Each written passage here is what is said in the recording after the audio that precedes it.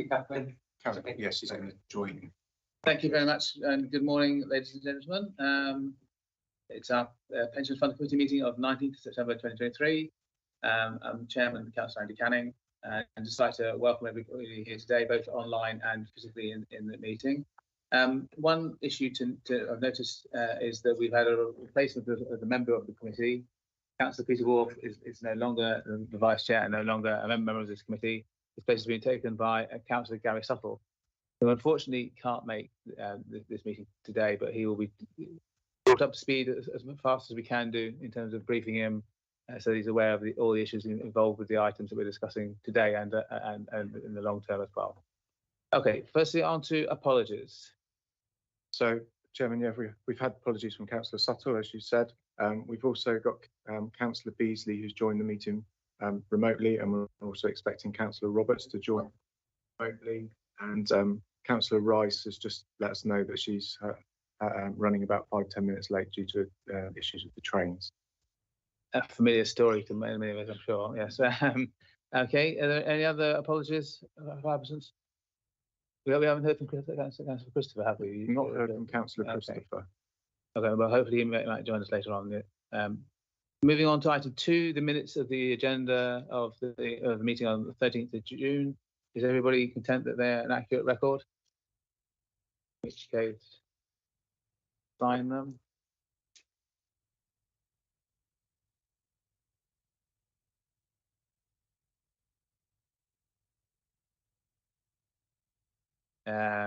Moving on to item 3, declarations of interest. Are there any declarations of interest? No. Public participation. We've not had any questions or replies from the public or anything from the public, have we? No, we haven't, Chairman. Okay. Questions from councillors. We've not had any from Dorset members, but we have had a question from a member of BCP. David, do you want to read out to everybody what he's asking about? Yes, it's Councillor Salmon at Bournemouth, Christchurch and Poole Council has asked, I just wanted to ask, given there seems to be investments still in fossil fuels, if the fund was invested in any other morally questionable ventures such as pornography, sex work, gambling, the distribution and sale of arms, businesses based in countries that use child or sweatshop labour, businesses based in countries that discriminate against people on the basis of their sexuality, gender or race, bracket Saudi Arabia, Uganda, etc., the sale of nicotine, the sale of alcohol. Okay, thank you. And my reply to this is that the Pension Fund Committee the Pension Fund Committee agrees to the investment strategy of the pension fund, but when yes,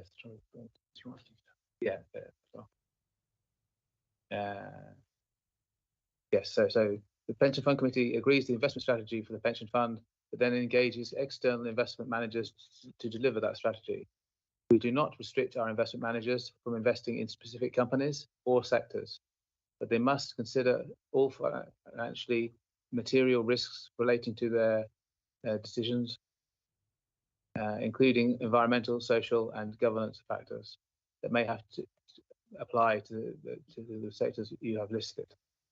As part of the government's requirement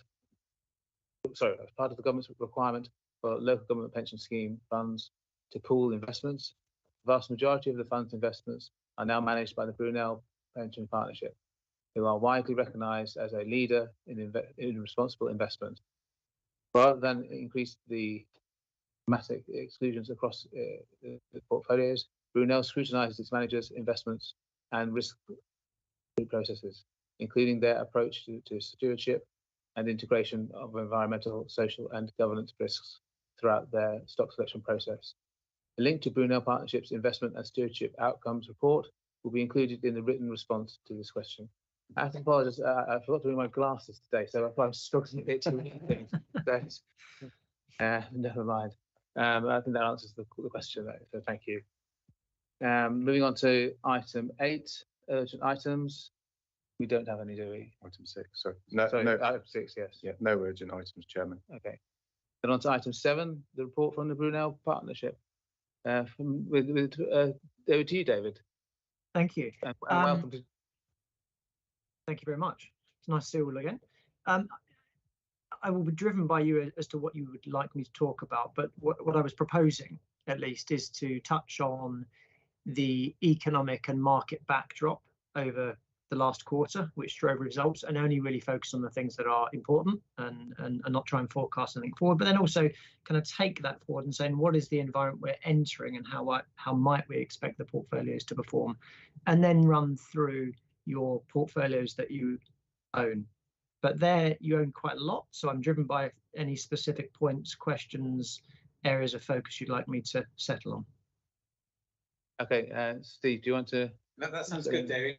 I'm going to ask you about the PAB and the CTB, that rebalancing issue. I never really understood what happened with that incident, and perhaps you could explain that to us later on. Yep, of course. Okay. Well, Okay. Dave, if you want to... I'm sorry. Yep. So if I start, so the very big macroeconomic trend that really took hold of the markets in Q2, so end of March to end of June, was that the market participants have coalesced around the view that inflationary consequences, or inflation has been tamed, i.e. the end of peak inflation has been met or is about to be met, and also that a recession has been avoided. That is plausible, albeit it's somewhat a Goldilocks scenario. But if you kind of cast your minds back, one of the reasons that interest rates are going up quite so aggressively is to dampen demand, dampen consumer activity, quell economic activity, so that inflation is pulled back down. To my knowledge, the central banks around the world have never ever managed to do that, because they're dealing with imperfect information, lagged data, and human behavior. So it seems somewhat far-fetched to assume that this time, with a Western world war still raging, that they are going to be successful in that mission, and at the same time touch down just delicately enough to slow the economy, but not enough to tip us into a recession. But that's where the market pricing is across all asset classes. At the beginning of the year, the debt markets were not of that view. It was just the more rampant equity markets. But the debt markets have caught up, so to speak, and actually have rallied quite aggressively with this view in mind. Now, what does that mean? It means that looking forward, if there is any disappointment in either of those two scenarios, the market is not priced for it, i.e. it is expecting a good, perfect outcome. If it receives anything less than that, you should expect a little bit of market turbulence, i.e. downward priced markets to get back into sync with probably what the reality might be. As I say, it is still plausible. It is still plausible. It just is a lower probability, perhaps, than the market is currently pricing. And the market is a probabilistic engine. It prices all the outcomes, it aggregates them, and then you're driven to that single price. But at the minute, the markets are quite optimistic, as I say, that recession can be avoided and inflation is under control. For those of you that were either working or experiencing the 1970s, and I'm not saying we're back into that era, what you saw was inflation went very aggressively high, dropped back, and then had a resurgence again. And it had a number of these false dawns before finally it got crushed by further interest rate rises. So we have seen this type of playbook before, where inflation looks like it's coming down, because it should do mathematically. Unless the energy price doubles again, and inflation won't go quite to the same heights, but it doesn't mean it's perhaps as under control as the markets currently seem to think. Indeed, energy prices as we speak today are back around $90. So they have had another resurgence, which is driving a little bit of fear that inflation perhaps isn't back under control. Now, that's the broad macroeconomic backdrop under which your pension fund is operating. From your perspective, which is the bigger fear, the return of inflation, or that we go into a recession? I think that both are very correlated. I think that for me personally, the worst one is inflation, because if inflation gets out of control, the central banks have to raise rates more aggressively, and they will create a deeper recession. So a more benign outcome perhaps is a smaller recession today with inflation under control. But if inflation is a bit more like the 70s and a resurgent, they will have to keep hitting the interest rate card as it were, and that will have some fairly catastrophic effects eventually in terms of the world economy. Because if you think everyone, not everyone, but lots of people work on leverage in a good way. We buy a house on leverage. You know, we go to the bank. If that mortgage rate is suddenly 10 and not 5, well, that's a lot less disposable income I have everywhere else. If you're a corporation and you're borrowing, or you've got to borrow again in another couple of years, and you had finance at 2 or 3%, and now it's 7 or 8%, that's going to hurt you. Credit card debt goes up, that's going to hurt you. If you, oh, sorry, yes. Oh, sorry, I thought someone waved at me, but maybe that was. My apologies. Somebody's entered the room and I was waving to them. Sorry, I thought we were at the auctioneers. And so also, if you think about, if you're a corporation sitting there and you've got a project that might earn you 10%, but the cost of debt funding is 9, you're less likely to put that project into fruition because the margin of safety is a lot slimmer. So higher interest rates, I think, would be a worst case scenario, which means they would be doing that if inflation again didn't come down as is expected. The other very, very big trend in the market, which dominated all of the results across your portfolio, certainly in the equity space, was that, again, the markets were driven by only a handful of stocks. So you might remember in Q1, I wrote about and talked about what's now been annoyingly coined the Magnificent Seven, which is Alphabet, Amazon, Apple, Meta, which was Facebook, Tesla, and Nvidia. So rather technology or discretionary technology stocks. In Q1, they drove something like 70% of all of the returns of the global stock market. In Q2, they drove 85% of the entirety of the global world stock market returns. So whether you own those stocks or not was absolutely the only defining crucial factor to the return profile you achieved, particularly Apple. So Apple is up some 50% year to date. It is 5.5% of the global, including emerging market, world equity benchmark. It's bigger than France's stock market, UK stock market, Germany's stock market put together. That's one stock. We haven't seen this level of concentration in equity markets since this, again, going back to the 70s, since the 70s and what was then called the Nifty 50 stocks. And even then, we've very much surpassed these levels. What the technicians would suggest is that this is a very, very unhealthy market. If only 7 stocks are driving all of the lion's share of the equity gains, it means the others are going down or flatlining at best. And that's exactly what's happened. So this high tide that you're seeing in your passive portfolios and in your active portfolios is really driven by 7 stocks, which is in a relatively unhealthy situation. The other stocks may catch up, but as it stands, that is not a healthy situation when only 7 stocks drive the lion's share of the game. Yeah. I think that, just to interrupt for a second, David, I think that's absolutely right. I think you're absolutely right to draw attention to that. But how do you think that will play out over the next decade? I mean, you mentioned there, the other stocks might catch up, but I mean, because I think about that too. I think about, those big companies like Apple and Google and the fact that the antitrust people may get to them eventually, or something like that. And I also reflect on it and compare it with, say, the previous technology bubble in 2000, which was correct in forecasting the growth of the internet at that time, but not correct in forecasting who the winners from the growth of the internet would be. So all the time, I think it's those type of issues. How do you think it will play out? Yeah, so you should never rely too much on the history, but it's all we've got as a guide, as you suggested. These type of episodes have happened historically. The difference, I think, between now and the tech boom, so to speak, is that these companies that we're talking about are hugely profitable, very cash flow generative, and they are here to stay. Unlike the tech boom, where lots of those names disappeared overnight because they were not profitable, pipe dreams, etc., etc. I mean, I remember some of the stocks, and this is when I first started investing in the late 90s. You could invest in an internet stock, but nobody had internet broadband at home, so you couldn't shop online because we had the dial-up connection, that whirring noise, which meant you could never do it. So complete pipe dream. But Amazon isn't going away anytime soon. Neither's Google, neither's Apple. These stocks are here to stay. What I think, however, is that when I look at the valuations of these stocks, they are very expensive. Some of them, I think, are perhaps more, in my view, understandably so. So one looks at Nvidia. Nvidia is the preeminent manufacturer of chips that are going to be used in AI. You know, it has a unassailable lead at the minute.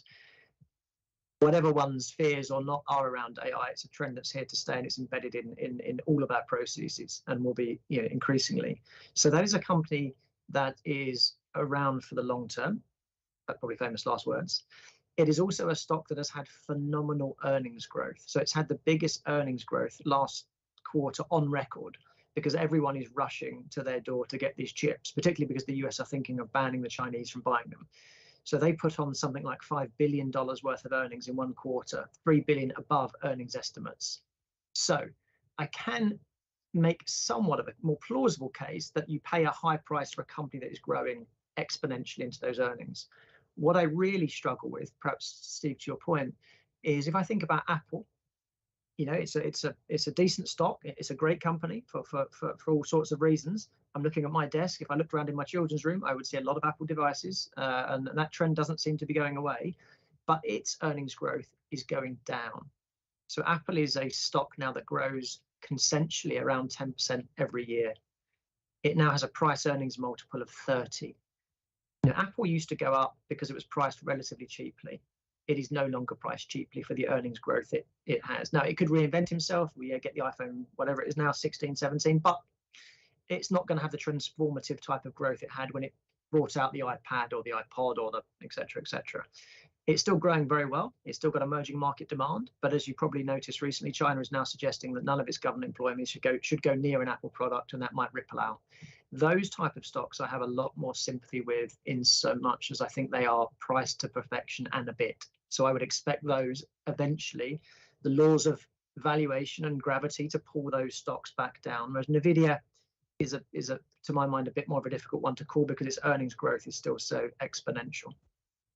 So in terms of the impact on Dorset or on the pension fund, in the Q2 report, you explain, and I reiterate it actually in my report, the fact that whether you own those 7 stocks or not was a key determinant of the outcome of particular funds, like the Global Sustainable Fund versus the Paris and the Climate Funds. There were quite a range of outcomes that would be determined by whether the fund managers or the passive index own those funds. So do you think, I suppose what I'm thinking is it going to be like that for the time being? I mean, is that, you know, the performance of those 7 stocks, there's going to be all this noise every quarter, whether they have a good quarter or Nvidia does very well, it has 5 billion or it has 4 billion or it has 6 billion of earnings. That type of noise will just cloud a lot of, it will just create noise in the performance statistics thing. I think it does. I think you're right. And you know, how long is a piece of string? I can't see it enduring forever, because that would be against the way history works and against the way the fundamental markets have to work. Eventually valuations and earnings have to come back into sync, as they always, you know, tend to do.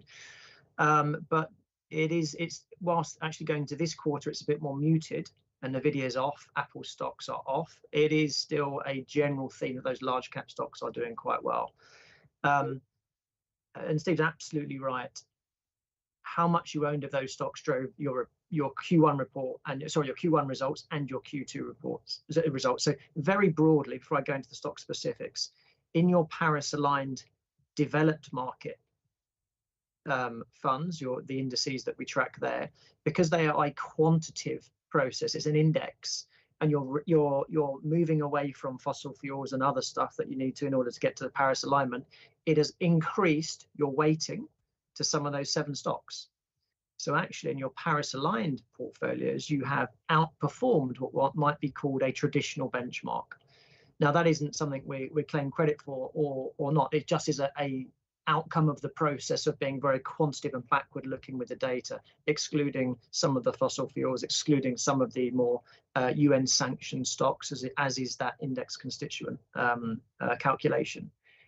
In the active book, and I think I'm going to forget, Steve Turner at Mercer's, I think you're looking at your face, I think you were in the room yesterday, said something very similar, which is, broadly speaking, active managers, well, they struggle for lots of reasons, as Steve alluded to, but they struggle particularly when large cap stocks rally. The reason being, and there is some sense behind it, if you have a stock like Apple that is 5% of the index, to get a substantial active position, you might have to go to 8%. When you start going to 8% of one stock in your diversified portfolio, you start to break all the rules of diversification and the philosophy. Indeed, NASDAQ which is the kind of US technology index, had to move away from a market cap weighting because it was breaching its own regulatory diversification rules, because these stocks had just grown too big. So active managers do typically struggle when only the large caps and only a subset of those large caps rally quite aggressively. So broadly speaking, in global markets, in the two funds that you own that are more global, they have underperformed for that particular reason. When I think about the two in particular, the two I'm just going to bring up your report, so that's where I'll go if you have it. When we think about, if I start with global high alpha to start with, it has the most open remit, so to speak. It has a very strong, to the question I think that was raised earlier by the lady who wrote in, we embed ESG criteria in everything we do, which means taking account of the risks of investing in stocks that might be involved with child labour, or in areas where we think there are regulatory pressures, etc., etc. But otherwise, it has quite a broad remit.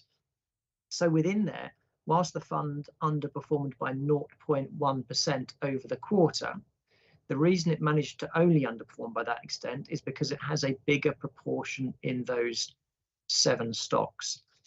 Now, it's underweight Microsoft, it's underweight Apple, it's underweight Meta by quite a significant account, but it has bigger positions in Amazon. It has a reasonably good position in Nvidia, which was the poster child for exactly what we're talking about. So it managed to, whilst not being fully overweight those stocks, it was underweight in aggregate. It was overweight the leaders even within that very strong pack. So actually, it managed to put on a return of 3.9%, as I say, against a benchmark that was up a little over 4. So a small underperformance, and that's following a strong performance in Q1, where again it managed to overcome some of those very large hurdles. So I'll just pause there because that's global high alpha over the quarter, and it's a very simple message. It is whether, in what proportion you own those 7 stocks by and large. Perhaps you could give an overview, David, of like Q2 performance generally, just to kind of say a few words. I know you've sort of talked about those that point, and then maybe say something about we're nearly at the end of Q3. So how is Q3 going? Yep. Okay. So if I just look at the funds the active ones you own, so we've just done. If I assume global high alpha, we've now covered off. So broadly speaking, of the active equity range, which is global sustainable equities, high alpha equities, global small cap, UK active equities, and emerging market equities, apart from UK equities, which was up against its benchmark, and global high alpha was a little down. Most of them were a little down to global sustainable equities, which I think is worth touching on, which is more significantly down against its relative index. And then in terms of your other broad funds, when I think about the multi-asset credit fund and DRF, they put on some pretty reasonable absolute returns because they are more absolute return focused. Sterling corporate bonds was outperformed its index as well. And then we can perhaps talk on your private markets at the end. Now Q3, as we're moving through, and I've only got unaudited figures, so please bear with me. Let me just bring them up. It is a broadly mixed bag. It changes quite aggressively at the minute because not only have we got a lot of macroeconomic data coming through at the minute, the markets are very choppy. They're starting to think about inflation getting back out of control. So they're starting to unravel some of the trends I talked about at the very front end of the meeting. So for example, UK equities are up, global high alpha is up, these are in relative terms, is up, sustainable equities is down, diversifying return funds is up very strongly, up 2.5%. The multi-asset credit fund is up strongly, up about 4% over the quarter. This is Q3. So yeah, it's a mixed bag with if I'm being prudent, I'd say somewhere in the middle. Some good, some bad, some ugly is the honest answer. But they're moving around. But when you have active managers, 100 basis points swing in a day in relative terms is actually relatively normal. So that where we land on that final day of the quarter is always a bit tight to call. Could you explain, sorry, can I to ask a question? Could you explain the matter? So I'm speaking up a bit because the speaker isn't perhaps that clear and I can see you straining to hear me. Sorry, that's my eyes, not my voice. So my ears are good. My eyes are a little. Could you just explain the issue that's mentioned in your reports about the two climate funds, the Paris Fund Yes. and the Climate Transition Benchmark Fund? Yeah. There was some kind of problem with FTSE and the rebalancing, Q1 or something. And we asked about this at the pre-meeting, and I didn't really get a very clear explanation of it. I suspect you're the person to talk to, because I just want to know what happened, what went wrong, why you put FTSE on watch, and what the cost of that was. Yeah, If so you know that. I do. I can give you all of that. So the episode was about a year. Yes, it was a year ago. It was in Q3 of 2022, and we went through it at client group, and David had been involved in some of those conversations. Also went through the risk report. What happened is that we became aware through our own diligence of the product, as we typically do, that we felt that FTSE had rebalanced their stocks inaccurately. We kind of challenged them on that point. They went back, they looked at the stocks they had rebalanced, and they concurred with us. They had under and overweighted stocks incorrectly in rebalancing the index. We then asked them to calculate and got LGIM to calculate the opportunity cost, i.e. had they done it correctly the first time round, what would have been the result, and how was that different from the result they ended up delivering? Broadly speaking, clients were the right side of that, i.e. they had rebalanced in a way that was beneficial to clients, depending on when they entered the fund. So of all of the partner funds that you're partners with, there was only 2 that were detrimental. So why would it be different? Sorry, why would it be different for different clients? I didn't understand. So it depends on when it depends on when you entered the fund. Obviously, your performance profile is like this, but if you entered on highs and lows, it's very, very different. And different clients have different holdings. So Dave, you probably have the exact figures, but I don't have yours to my mind. But I think you were in the good. I landed butter side up for you, and so you got a little bit of additional performance. But I don't have those specific figures for Devon to hand. Sorry, for Dorset to hand. There was one client who was the other way round, where we have had conversations with FTSE, the client, and all manner of internal lawyers, as you can imagine. So I don't. So we're getting into what I'll call technical detail, because it's the first time I've really kind of heard this kind of detail about this.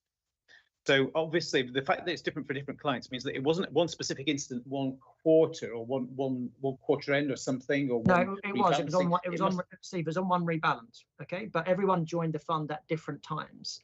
So stocks move, obviously, as you know, differently every day. So if everyone joined on the same point, the loss or the gain would be exactly the same. If you came in later or sold during that period, your P&L is going to be very, very different. Investors at different points enjoy different returns. Okay. So as far as you're concerned, as far as Dorset concerned, it was an accident, but it was a positive net effect to your performance. So that didn't get taken away from you. The client who had a negative experience, who joined quite late in Q4, and that was when oil stocks particularly moved in a certain direction, have been compensated to a certain amount. But what came out in our conversations with FTSE is that index providers are not liable for miscalculations. They believe they are a data provider. That's the way the FCA views them, sadly. That's why the FCA is trying to regulate them, and that's why we've put them on watch. I think this is getting very technical, actually. I just wonder if you could carry this conversation on. Yeah, okay, all right. So I think just to sort of wrap up the headline of that is quite important, because obviously those 2 funds are potentially, we've got a small amount in them. We could have a lot more of them. We could say, let's have all our equities in those 2 funds. But I don't like to hear about miscalculations and people passing the book of who's responsible for miscalculations, which might have, in our case, landed butter side up. But I mean, what happened if they landed butter side down with a lot of butter on? So Steve, this is an issue that the regulators are. That's why the regulators are trying to get the index providers under their ownership, because what has become apparent to me is this happens all the time in lots of index providers across lots of indexes. Yeah. This is why the FCA is particularly vexed and wants them to come under their, or more formally under their control. I think we can follow up. Okay. Do you have any other questions? I don't think so. you said you were going to mention private equities or private markets at the end, David. Shall I finish off the active yes. equity range? Yeah. Okay. So the one that is certainly worth more time is the global sustainable equities, because that was the one that had the biggest negative relative impact. Sorry, that's a mouthful. So it underperformed the benchmark by 3.4%, which is an insignificant amount. And as we talked about earlier, and again a little bit yesterday, the global sustainable mandate that we have from you is to invest in equities, but to invest in equities that have a positive impact. So that shrinks the universe a little bit more. So when you think about how many of those 7 stocks you need to own, it is quite difficult conceptually to think that Facebook has a societal value or a positive impact in the same way that other stocks may do. So Amazon, one can argue, actually does in certain respects. Much harder with Apple, quite frankly, as good as their products may or may not be, it's hard to say they have a positive societal impact. And so this is the fund that has the biggest underweight to those 7 names. So its biggest active underweights in the fund are Apple, Tesla, Alphabet, Microsoft, and Meta. So if you bear that in mind, and then bear in mind my earlier comments that it's those 7 stocks that drove the lion's share of the gains, you can understand perhaps, or at least factually understand why the fund underperformed the way it has. And I'll just pause there. What I have done, and this is kind of important, I think. So I think when you have a period of underperformance, I mean, this is short term, but even so, I've asked my team to go back to the underlying managers and ask them if there is any, I don't want to force them to do anything, but I have gone back to them and said, can you make a case that Facebook, or sorry, Meta, has a positive societal impact? Talk to me through these 7 stocks. What's your view of them? Are you going to perennially lag if you believe you cannot invest them? Do you think you can? Do you think you can't? Is it a choice? And then what is their view? So I'm having what is in previous lives I called an old-fashioned stock off. So I'm going to take someone who loves NVIDIA, someone who hates NVIDIA, and put them together and have that conversation, and then throw in the conversation about positive impact. Again, as I mentioned yesterday, it is worth noting, given your equity review, that of all of our global equity franchises, this is the one that is further to the right. If right is dark green and further left is red, or whatever one wants to call it, it is the most progressive, sustainable mandate we have. In fact, in the market, it is one of the ones that is a bit more progressive than even those that call themselves sustainable.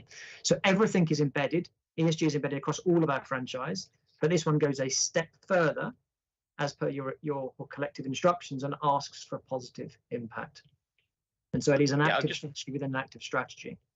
Yeah, I'll just respond to something I'm thinking about at the moment, is that obviously we're talking about this equity review that's coming up. And something we've got to try and get our heads around a little bit is the fact that the products that are let's call them the furthest to the right, furthest to the green, the sustainable, and the 2 index funds, the one is not the global sustainable isn't performing particularly well for the reasons that David's explained, and we may accept that. But anyway, the fact is it's not performing particularly well. And then we've got the 2 index products, which we've just had the conversation about, where there's the rebalancing thing. So that we need to get comfortable with those things before before we're heading too far in that direction, I think, or further in that direction. It's a bit of a sidebar, but with your permission, I thought maybe I'd ask you, Dave, offline. But now, since you're in the room and I'm here, I was going to reach out to Steve and provide him the relevant information that might be useful in his analysis of what you own and how you own it, because some of this stuff it's not complicated, but I can just data download to him, so you can have the full kit and caboodle. But we just take that offline, but it's an offer if that's required. Yeah, I mean, it's probable that Mercer will be doing that review, and I'll be kind of critiquing it and helping it along. So yeah, we'll pick up on that, David. Thank you. I'm not sure whether you meant me, Steve Tyson, or Steve Turner, but I know Steve Turner. Wasn't he the yeah, Steve Turner. Yeah, you meant Steve Turner. Yeah, right. Sorry, okay, good. Too many Steves. Yeah. Well, I'm told there are more Davids in fund management than women, so that's always a bit of an unpleasant thing to have to fess up to. For all sorts of reasons, it makes me feel uncomfortable, but I can't do much about it. At least can't that's right, my name. So maybe if we start on sterling corporate bonds because we just wrap on the fixed income, then perhaps pivot to private markets. But I'll go where you like me to. I think we're happy with what we've talked about so far, but I think focusing on the private funds would be the next thing to do, really. Yeah, of course. So you should have just received, I'm going to say 1 week or 2 weeks ago, and I say you should have, it certainly would have come to David and the officers. I don't know how far it goes post then. We've just published our annual private market reviews, which again are lengthy documents. So I'm not suggesting anyone has to plow through them all by any stretch of the imagination, but they are very good one-stop shops for what you own and how it's doing. Just as a bit of a refresher, every 2 years we launch a new cycle. So they're going to be called cycle 1, cycle 2, cycle 3. We're just launching cycle 4 so that you build up vintages at different points in time, because the worst thing in the world for private markets, which are typically illiquid for quite a long period of time, is to drop it all in just before COVID strikes and then the world changes. So it's very important that you layer in your private markets over time so that you get a garden, if you like, that blooms at different points as opposed to run smack back into a drought or a flood. When I think about cycle 1 particularly, you don't have anything in cycle 2. I'm not sure why, but you have some in cycle 1 when the funds were first launched, and you've got cycle 3. If I take cycle 3 very quickly first, that was only you only committed money about 18 months or so ago. That is still early in the cycle to talk about any type of returns, because we get 2 years to commit the managers. So you tell us how much you would like to invest. We then have a 2-year period to go and find those managers, because unlike listed markets, they're not all open at any one time. They come to market with a program, they raise money, they shut. And so you kind of have this more accordion-like window of opportunity. So that fund is still committing to funds, really. So there isn't much to talk about. There's not much money in the ground, so to speak, in cycle 3. In cycle 1, however, there is. And actually, I think cycle 1 now, because that was in 2019, we can start to look at the results and start to look at them with a bit more seriousness. The other thing about private markets is worth bearing in mind is that the performance calculations are very different from listed markets. Yeah, you buy a stock at 10, it goes up to 15, that's your return. Private markets, again, a bit of a cold towel around the head, talks about internal rates of return, time weighted returns on capital, dividends paid out over your capital, many different metrics, which are, quite frankly, even to me now, horrifically confusing. But it does mean, because you're not all invested on day one, you invest over time, the performance moves and grows over time. So actually you need 2 or 3 years under your belt before the numbers start to rationalize and normalize and get to a sensible level. So if I think about private equity cycle 1, and it goes to some of the points I made yesterday, even because actually probably the genesis of the partnership and the board at the time, at that stage and still today, we see the best opportunities in private markets broadly as those that have an angle around ESG or a transitionary element. So those that are helping what is arguably the biggest industrial revolution the world has seen since the first industrial revolution. i.e. we have to shift away from fossil fuels, that's ongoing. And in private markets, less so. Listed markets is where the opportunities lies, because you're talking about new technologies, you're talking about combining things, you're talking about changing where you can create new businesses, and obviously renewables is a big part of that. So we've been we and you, I guess, have been very fortunate that because we took that approach in 2019, you've had a really decent run up in private markets in your cycle 1. If I go to the numbers as they stand today, and again, the best way to view these is through your those annual reports, because then the numbers are completely up to date. So the returns, and I'll read them to you if you bear with me 1 second. The internal rate of return is 24%. A better simplistic measure, and I'm not patronizing you, just a better simplistic measure to use is TVPI, which is total value of your investments against what you've paid in. So again, as Dave knows, we ask for money every so often, say, okay, they've got another investment, we need some money, and Dave, with his treasury function, forwards it on, and we pass it on, they invest it. So how much have you paid in, and what is that today worth? You've got a multiple of 1.47 times. So you've put in £100, and you've got £147 back over a 2 or 3 year period. Now, if you put that against the backdrop of what the market's done, listed markets have done more broadly, it's a very, very healthy return. It's even a very healthy return, even for private equity, because some of those early impactful investments we made have actually come into the portfolio and already been sold. So there's 3 or 4 investments in there that were invested very early that have gone out at multiples of 3 or 4 times, because such was the environment. And perhaps to Steve's point yesterday, there was a little bit of excitement. Anyone who jumped on the sustainable bandwagon kind of latterly wants to fulfill a mandate, which is the wrong way to do these things, and has been willing to pay up for some of these, some of the companies that you had in your portfolio quite some time ago, because we invested in this way before it was popular, before it was commercial, and before every man and their dog was doing it. And so you've had some really decent results, I think, through those earlier investments in cycle 1. I would advocate you have a quick look at the portfolios just to see what you're investing in. It would take me 2 hours to talk about all the different funds you have in here and the different investments, but it's a very useful one-stop shop. But I can take any questions if there are any. I mean, sure. Do you think that will continue, David? Sorry, I just want to clarify. Do you think that private equity in that ESG space will be as good investments in the future as it has been in the past? Maybe not as good, but I think you're right. So the 2 things that I think won't be as good. Firstly, the cost of debt has gone right up. Yeah, so we're talking about investments that they paid 2% for in debt, and now the debt funding is kind of 6s and 7s at that level. So that the margins have gone down.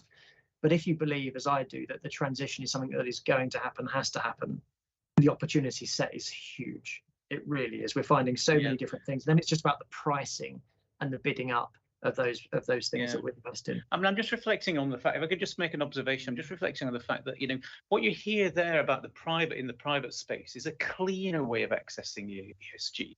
Whereas what we heard about earlier in the public space, the listed market, or all that conversation about the Magnificent Seven, was there's just all this noise about which companies are going to be the winners and which companies are being the losers. It kind of, I'm just think we need to reflect on that as well. It's the balance between a private equity and a public equity, maybe. Largely speaking, in listed markets, I think about it as an avoidance of risk. ESG is about avoiding certain things where you have known risk coming up. In private markets, and this is a generalization, it's much more about the opportunities rather than the avoidance of risk. I mean, you have to avoid risk because obviously you're in for 10 years and goodness knows where the world will be in 10 years' time. It's why we don't do certain things in these portfolios.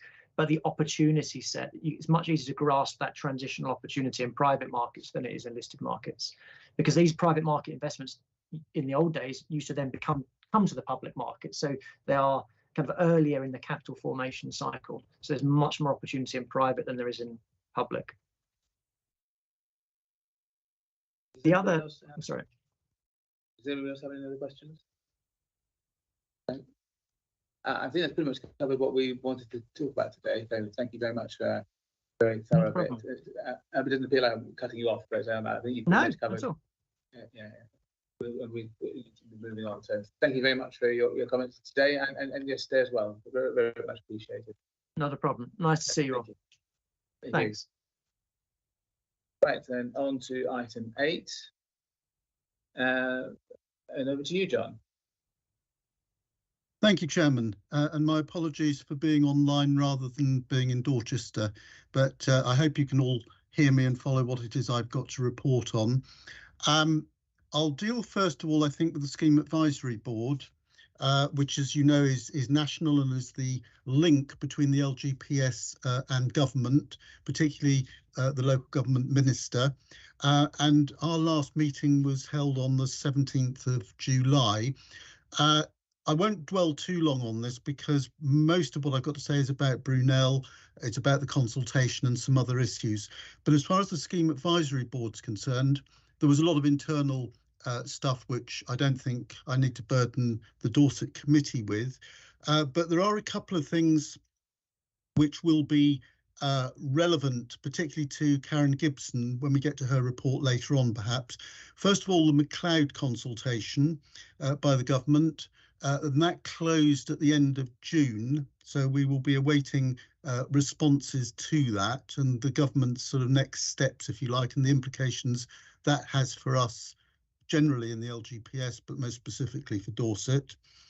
And the other issue, which I'm sure Karen will be particularly interested in, is the survivor benefits and the new regulations that are being proposed by government. This, I think, has been stalled a little bit because there are delays around some of the legal issues, as is so often the case with business coming through the Scheme Advisory Board. It's quite frustrating, actually, but I think it's in process, but not anywhere near completion. And the third issue from the Scheme Advisory Board, of course, is the pooling consultation.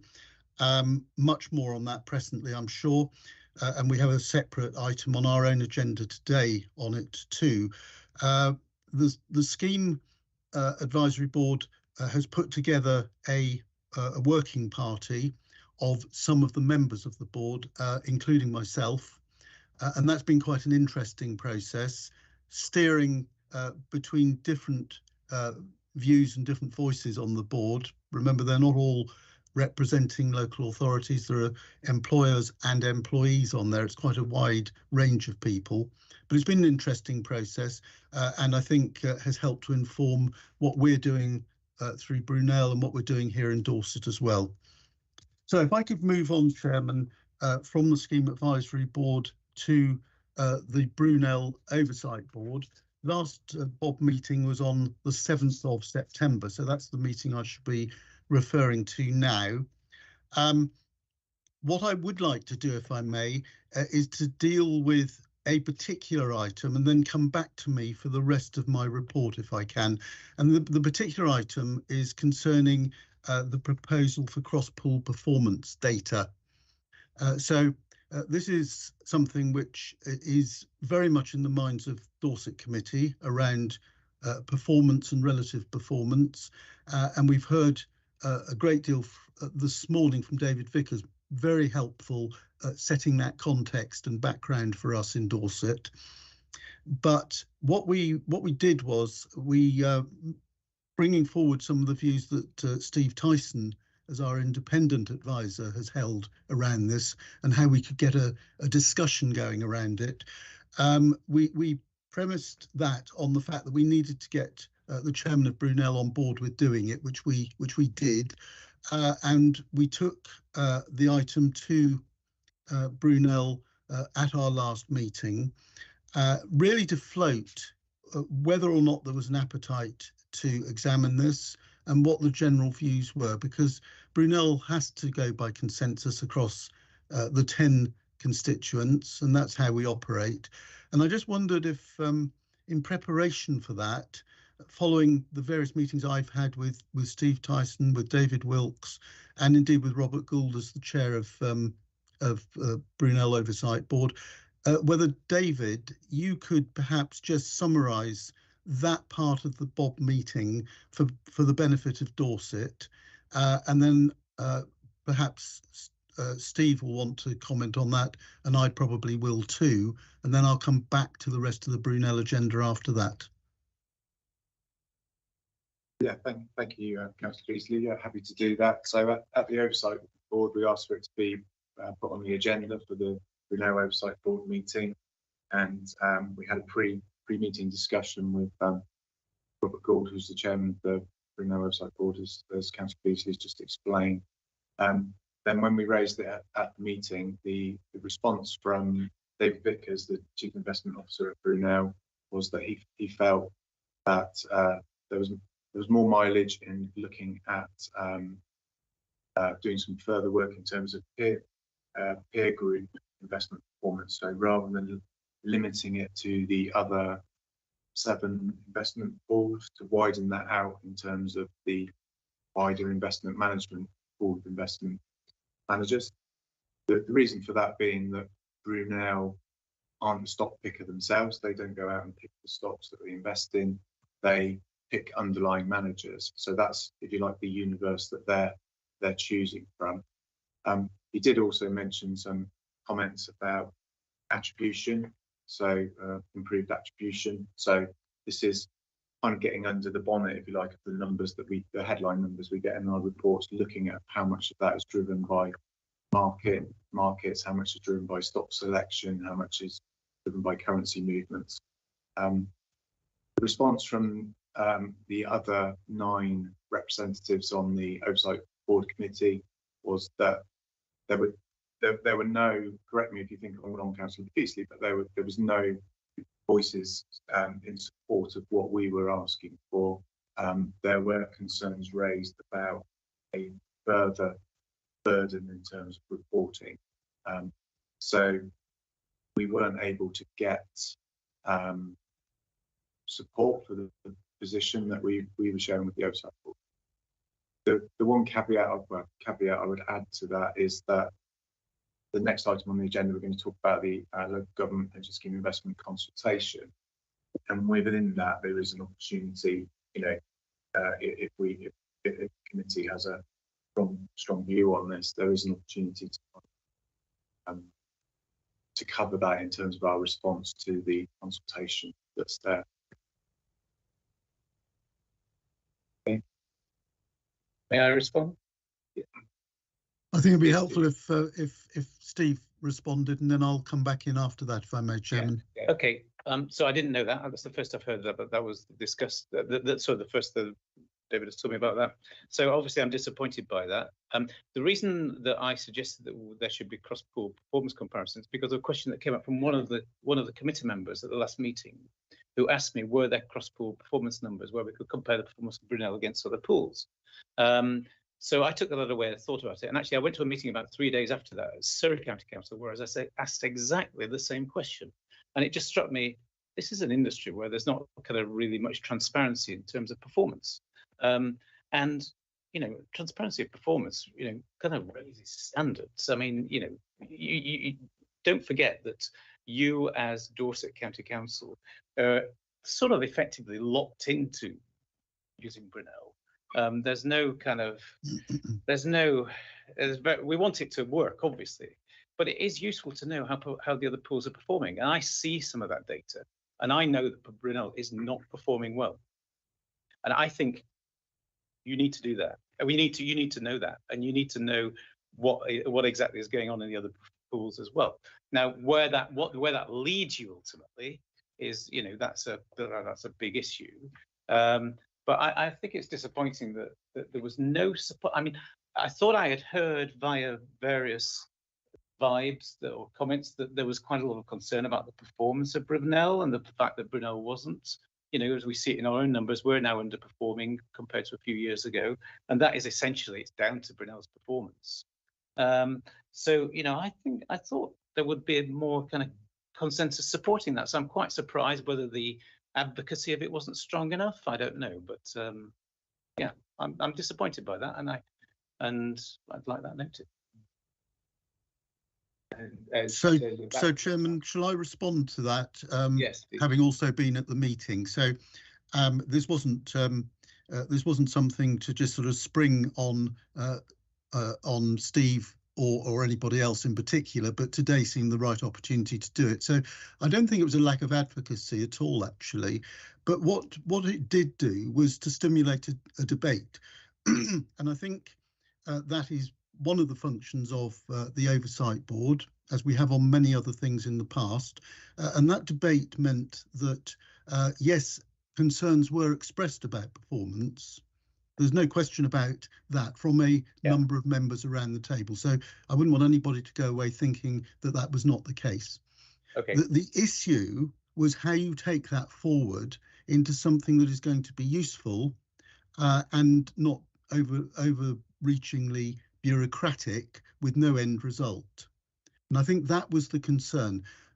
It stimulated a discussion which no doubt we can come back to again, and as David has alluded, is partly in there in the government's consultation, because the government want to see whether pooling has worked not just in practice across forming the pools, but in terms of performance itself, and have there been improvements in that, not just cost savings, but have there been improvements in performance.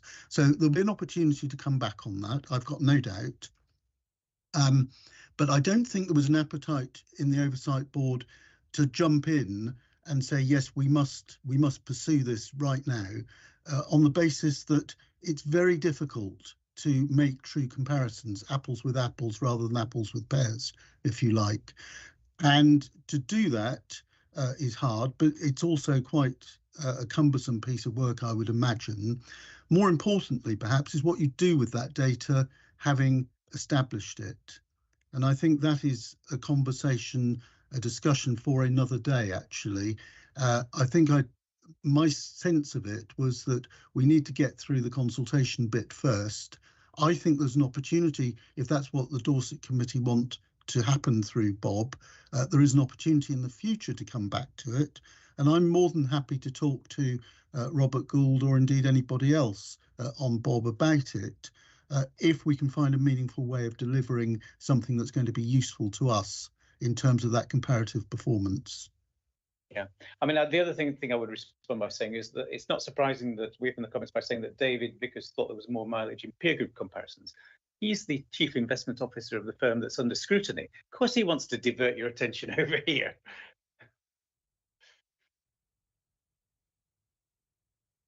Yes, but nevertheless, what I've reported back this morning, it is the consensual view of the 10 representatives on Bob.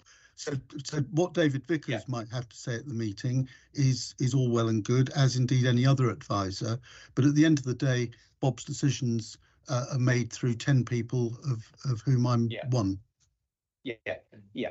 So I think you're right, absolutely right, John, that it is integral with what you do with the information, and it's integral with consultation, which is, it's the next item on the agenda, I think. So that is a big kind of complex matter of what is the future of pooling. So yeah, I accept that it's connected to that. Yeah, I mean, it's obviously a difficult situation when everything has to be done by consensus, because it makes it much harder to get agreement, and it takes longer. And I think perhaps this is one of the situations where we need to monitor the situation and just keep looking at why things are going the way they are. And then come back to it, at some future point. Yeah. My concern, don't forget, is to protect you from the position that you might be in some future year's time, where you have the performance numbers long term that you have today, short term. What would you do about it? That's been the tone of quite a bit of my advice recently. What is your alternative? And to start thinking ahead to that time, basically. And I understand that on behalf of not just yourself, Steve, but on behalf of the committee, because the issue of performance has been something that has been debated by this committee almost on a quarterly basis. So as such, and I'm party to that. I haven't gone native or anything. I'm very much there on behalf of Dorset, but I want to be able to push at a door that isn't firmly closed and has ways forward. And that's I think the methodology we should employ if we're going to get anywhere.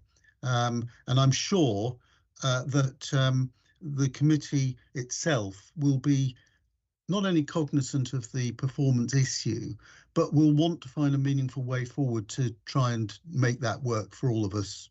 And that's what I'm more than happy to try and do for future meetings. Could I perhaps, Chairman, deal with the other issues that were on the Brunel oversight board? Say that I think we all really appreciate the efforts you're putting into this in the time, and also the meetings you've arranged and everything as well. Clearly, there's a desire to improve matters. It is just a question of how we actually go about doing it in practice. Ideally, of course, what will happen is the performance will improve over the next few years, and it becomes less of an issue. But you're quite right that we have to look at the situation, and if the performance doesn't improve, we do have to seriously think about how we would relate to that, and how we would change our attitudes towards Brunel and everything in that situation. But I guess we're still 2 to 3 years away before we'll be getting to that point. So yes, I think we also ought to be cognizant of the fact that other things within pooling are going to change. Some of them out of the government's consultation, some of them because organically we will want them to change. And I think that may evolve in ways that we can't yet predict, and they may be quite significant, I think. So there's been a lot of discussion at Bob around the government's strategy and consultation process. Unsurprisingly, of course, at every level, the consultation is getting responses. So the Scheme Advisory Board is doing it through the working group that I sit on, and which I explained earlier. As far as Bob is concerned, those responses have been established by Brunel and were agreed at the Oversight Board meeting. They're not dissimilar in many ways to that has been prepared for us for this meeting this morning. And I'm sure Aidan will want to speak about that in some depth presently. So I think part of that is very much that the Brunel board has been wanting to talk to shareholders. Aidan, of course, is our shareholder representative, so he'll be completely up to speed with the process of that. What I should say is, and not a lot of people know this, I don't think, but currently there are a total of 9 different sets of consultation going on around the LGPS in one form or another. And so the government are really going to town in terms of consultation. Whether they're all trying to establish the same issues and resolutions, I don't quite know, but I think I need to mention that because we are only one part of that. And one of the things that has come through from Laura Chappell, who's the CEO of Brunel, is that they may think that it's out of this process a situation where we look outside of the LGPS into the wider world of pensions and asset management in terms of how we expand our reach. So at the moment, this is all within the LGPS, and it could be in the future that it necessarily doesn't have to be the case that it's contained. And that is part of the difference, I think, that Brunel are taking than that which we as a constituent part at this stage can take. And I mention it really more for information than anything. Nothing's been progressed on it, and it may be that nothing is progressed, but it is certainly in the thinking of Brunel at the moment. So moving on from consultation, without bogging us down for the next item, I think there are a couple of other things just to mention briefly.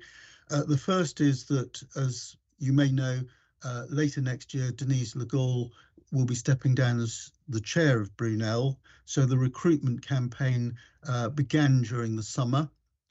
It's quite a complex process, and one which I think the Oversight Board were heartened at the amount of thinking that has gone into it, because getting the right person is clearly absolutely essential.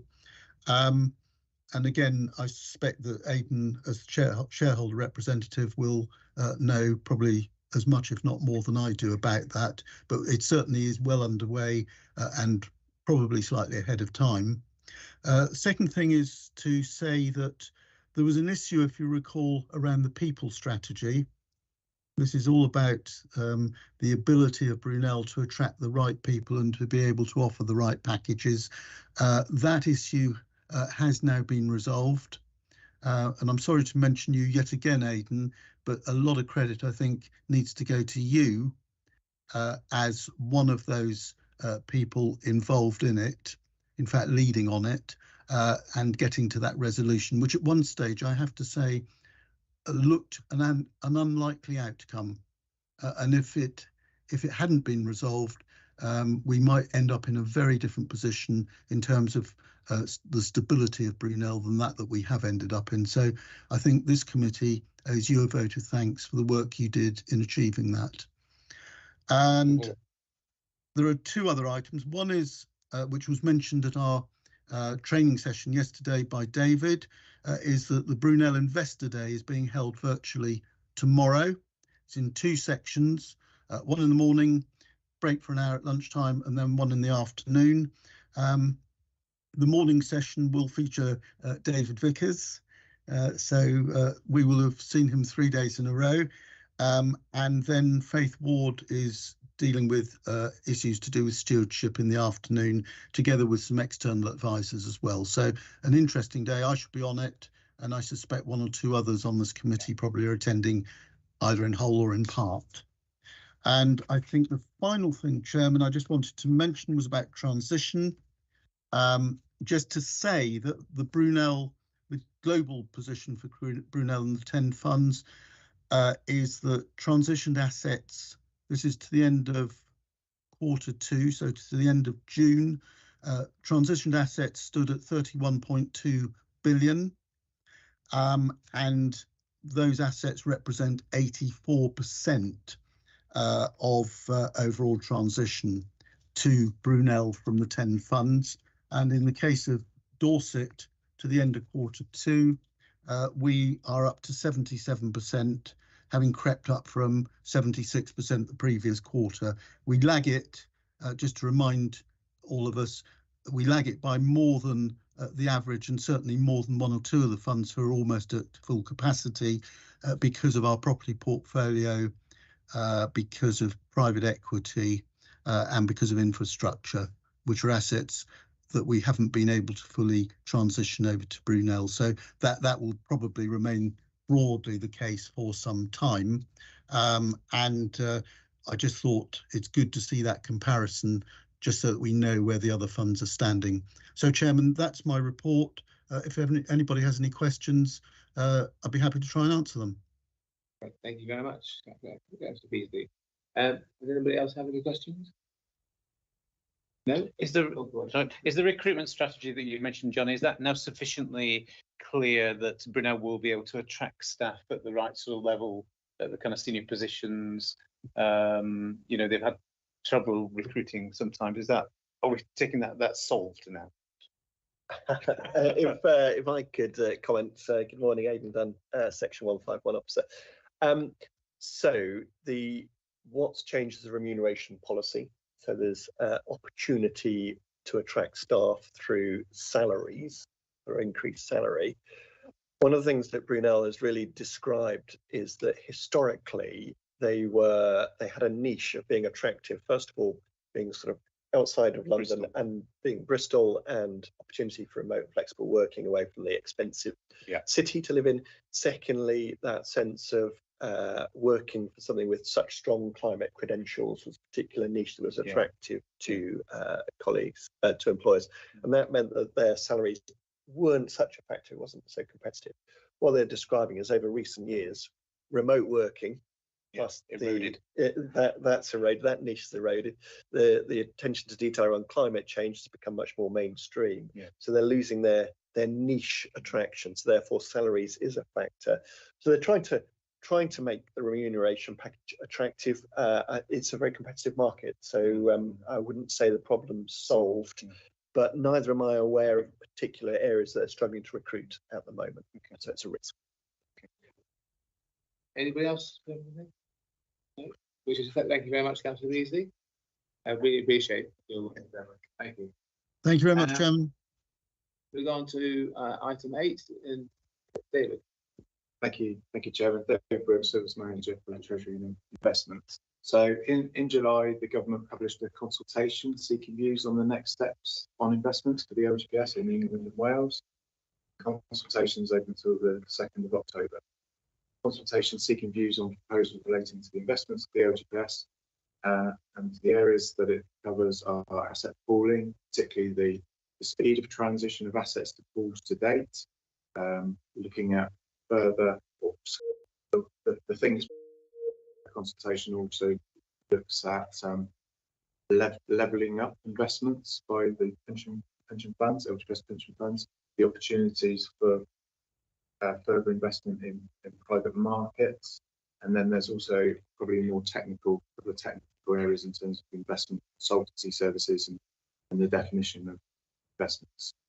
So the response that you have for you to consider is very much a straw man for the committee to amend if you so wish. The response has come from a number of discussions that Councillor Beasley alluded to that happened with other Brunel clients and also with Brunel company, and Councillor Beasley, as our oversight board representative, has been involved in that, and Aidan Dunn, as our shareholder representative, has also been involved in that, and I've been involved in that quite extensively as well. So there is an aspiration for as common a response as possible across the clients and Brunel, because we feel that would be, that would give more weight rather than 10 very sort of different, or 11 very different views on the consultation. But there's also a recognition that each fund has to respond as it sees fit from its own perspective as well. So we're not, whilst there is that aspiration for a common response or as common a ground as possible, I think there will be slight differences of opinion between different committees once those responses have gone back to their respective committees. What I propose to do is try. I'm not going to go through word for word, but I am going to go through in some detail. I think Steve Tyson has also due some comments on this as well, and Steve's going to. It's okay, Steve, if you could flag those up as we go along. I think in the main the comments are consistent with what we've got in here. Perhaps a slight change of tone or similar. But then there is the issue that we've just been talking about as to whether we should be changing the wording of our response to the question about comparative data between the funds. So the first, if I take the response, unless Aidan, did you want to? Sorry. If I could, Chair, just to reiterate that point. So ideally, the strength of having a consistent response for each of with Brunel and ourselves and each of the other shareholders. But I think fundamentally today is about Dorset County Pension Fund's response, and I think that's where we need to be. So I just reinforce the point that David's made there. Thank you. So in response to the first question, I think it's almost like a continuum, if that's the right word, in terms of what the government's looking for, which I think broadly we've been supportive of, which is that in order for pooling to deliver the benefits that are available to it, more funds need to transfer more of their assets to the pool. And I think the government's concerns there are not really pointed at the Brunel area, so Brunel client funds, because we have very high percentages of our assets transferred to 10 underlying clients, and with Dorset, some of the assets that have not transferred across, probably the largest of that is our directly owned property portfolio, which is not an option within our pool at the moment anyway. So I think that the response is saying yes, we're supportive of that. In order for the full benefits to be realised of pooling, pension funds need to transfer their assets to their pools, perhaps at a quicker pace. Also, we feel that there is opportunities for greater collaboration between the pools, so I think we're supportive of that as well. The big concern is this idea that there's an optimum size of pool, and figures have been quoted at 50 billion. There's also 75 billion and also 100 billion chucked in there as well. The concern that we would have with that, the way this is worded, is that we would not be against looking at those opportunities, but it needs to be very mindful that the first two things have been fully explored firstly, and that any consolidation needs to be on a robust evidence-based analysis rather than just a figure, say randomly. I suspect it's more scientific than that, but a figure backed out of the air, because this will be hugely disruptive and costly, and certainly in the short term will have an impact on investment performance. If I pause there, and I think, and lastly, can I also ask as well, is there actually any evidence out there at all that says a 30 billion fund is going to perform better than a 50 billion fund, or the other way around? Is it based on any real data anywhere? Great question. Not that I've seen. No, not that I've seen. I think. I mean, it's because I'm very curious where the government's coming from this, and also who has put these ideas into the heads of government. Because it might be there's some people who are ambitious. So I think what the government is probably looking at is probably looking at some of those sort of Canadian and Australian super funds, which are kind of big. They're quite big. I think they're 50, 100 billion. And thinking that's probably the answer. I don't know the performance of those organisations, but by hearsay, I think they have performed reasonably. They've done reasonably well. They've had quite a lot in private markets as well, which would be a contributory factor to that. So, but I kind of, I don't think there's any. I'm not aware that there's any evidence, which is why I think sort of saying, give us the evidence that actually 50 billion is better than 30 billion is a good idea. So I think one can reflect on that, and we can also reflect on whether Brunel at 25, 30 billion, or actually Wales is a smaller pool itself, has got enough mass. Are they struggling to do things? I mean, they have investment staff, they're doing the listed markets. In my thoughts on this response were a little bit more about the private markets, where they've kind of lost a few people, whether that's to do with the remuneration or whatever. But actually, as we were hearing earlier on, they delivered quite good results there so far on that cycle one stuff. So I've been wondering whether there's maybe more the cooperation, the collaboration, the joining with other pools is more at the kind of private markets area, where we might struggle a little bit to have enough critical mass. But the listed markets were perhaps linked in as well to the government's idea about more in the infrastructure. Yes, it would. Yeah, it would link in with that better. Yeah, it would. Yeah, that's right. So the question is 50 billion better than 30 billion? I'm not really sure why it is, but I don't think there's no evidence. But So we should be calling for evidence. And I think we should be exploiting the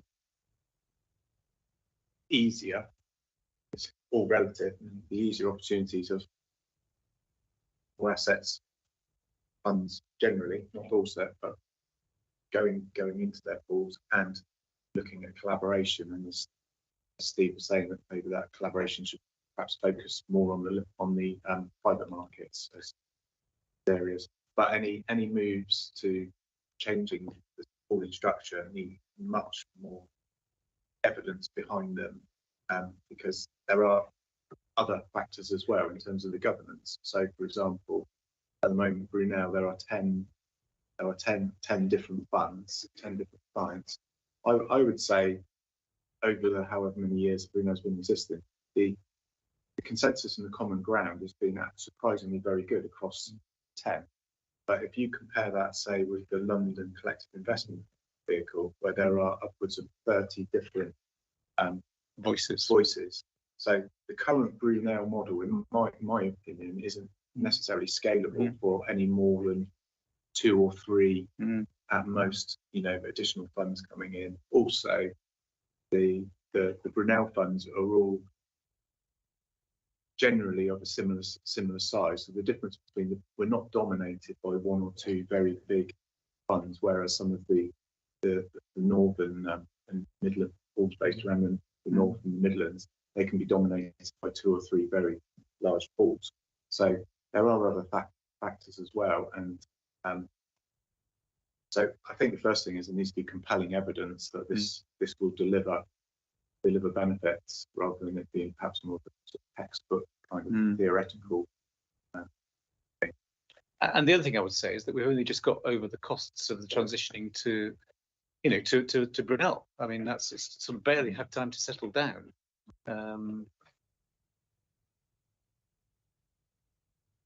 So I think at the end of this, what we'll do is we'll reword something, because there's some clumsy wording in here as well on my part as well that needs tidying up. But I think what we can do is, what's the timetable? It's the 2nd of October has to be submitted, so it's not actually that long really from here. So I guess the choice is for me to circulate the updated response to everybody for comment. Yeah, I think it's about trying to make sure that in terms of the principles, what we're, that the committee understand the principles, and the wording can perhaps be sort of changed a little. So the second one was about setting a deadline in the guidance for listed assets to be transferred to Liverpool by March 2025. So from Dorset's perspective, we are pretty much there. There is only one listed asset outside, which is our holding in corporate bonds managed by Royal London Asset Management. However, we are anticipating that we will be coming to this committee in the very foreseeable future. If it's not November, I suspect it will be March, with a recommendation that we actually move that into the Brunel pool.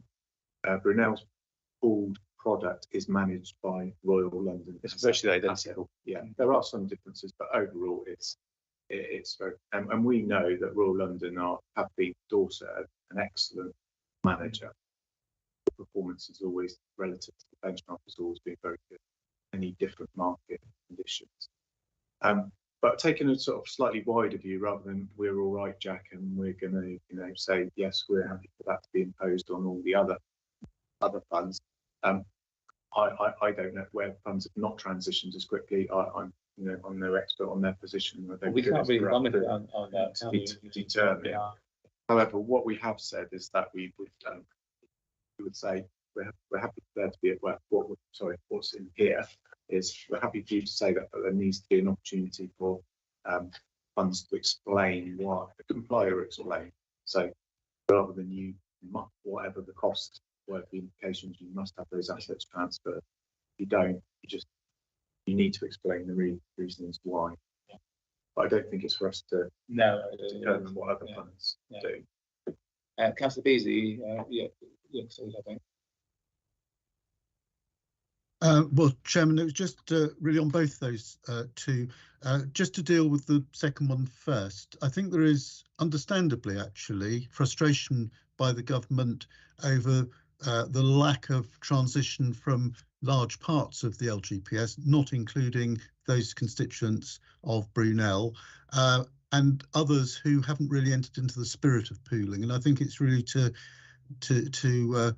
enlarge that debate. So I think David's proposal is pretty much right for us. I was going to comment, though, on the issue of scale. That's why I put the hand up originally. To say that, yes, OK, Brunel's at 31, just over 31 billion at the end of June. But when fully transitioned, because that's at 84%, when fully transitioned, that takes it to about 36 or so billion. And of course, as I said earlier, Brunel are looking outside of the LGPS for other opportunities. So if this was ever mandated, it isn't a question of the disruption across the LGPS and the cost of trying to put that jigsaw back together with different pieces. It is about, are there other alternatives if we look at this a bit wider? And so I'd be quite encouraging of that. And I think it's very. Well, I'll follow on that with the question. Are you therefore advocating that they should look at non-LGPS funds, or are we talking about trying to entice other local authorities into the Brunel group? Well, I think they're looking at all the alternatives, Chairman. I think that's what's important for us to know. And they won't do anything without proper shareholder consultation, of course, anyway. But there are other options perhaps out there, and now is the time to be looking at that. Certainly the view of the chair of Brunel and the CEO is that the government are intent and will press hard for pools to become larger, and therefore for there to be less pools. And their view is that that will be true after the general election, whoever wins it, for different reasons, actually.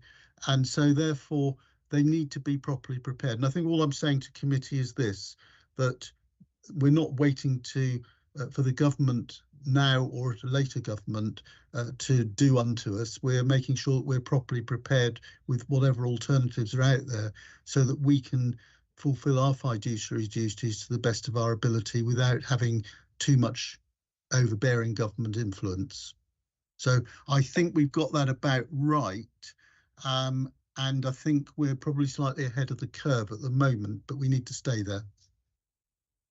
you might want to rule this question out of order, but can I just add, because it's back to the previous issue, but can I just ask what the shareholders and Board Oversight Board's reaction was to this issue that the chairman and the CEO, Laura Chappell, may be looking for opportunities outside the LGPS? I mean, don't we want them to concentrate on getting the performance of our funds right, rather than looking to expand the business in some strategic way, which is what sounds like it might be? No, it is not intended to sound like that at all, Chairman. Okay.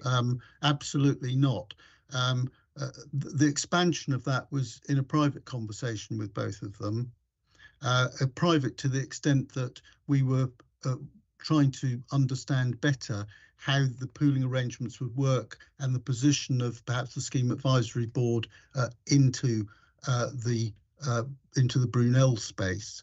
I don't think there is anything wrong, and in fact, strategically, it probably would be wrong if they weren't thinking wider, given what the government's intended policy seems to be at the moment, and what private conversations are taking place between Brunel and the department. So I think it's absolutely right they're prepared. I don't think that it's gone any further than that.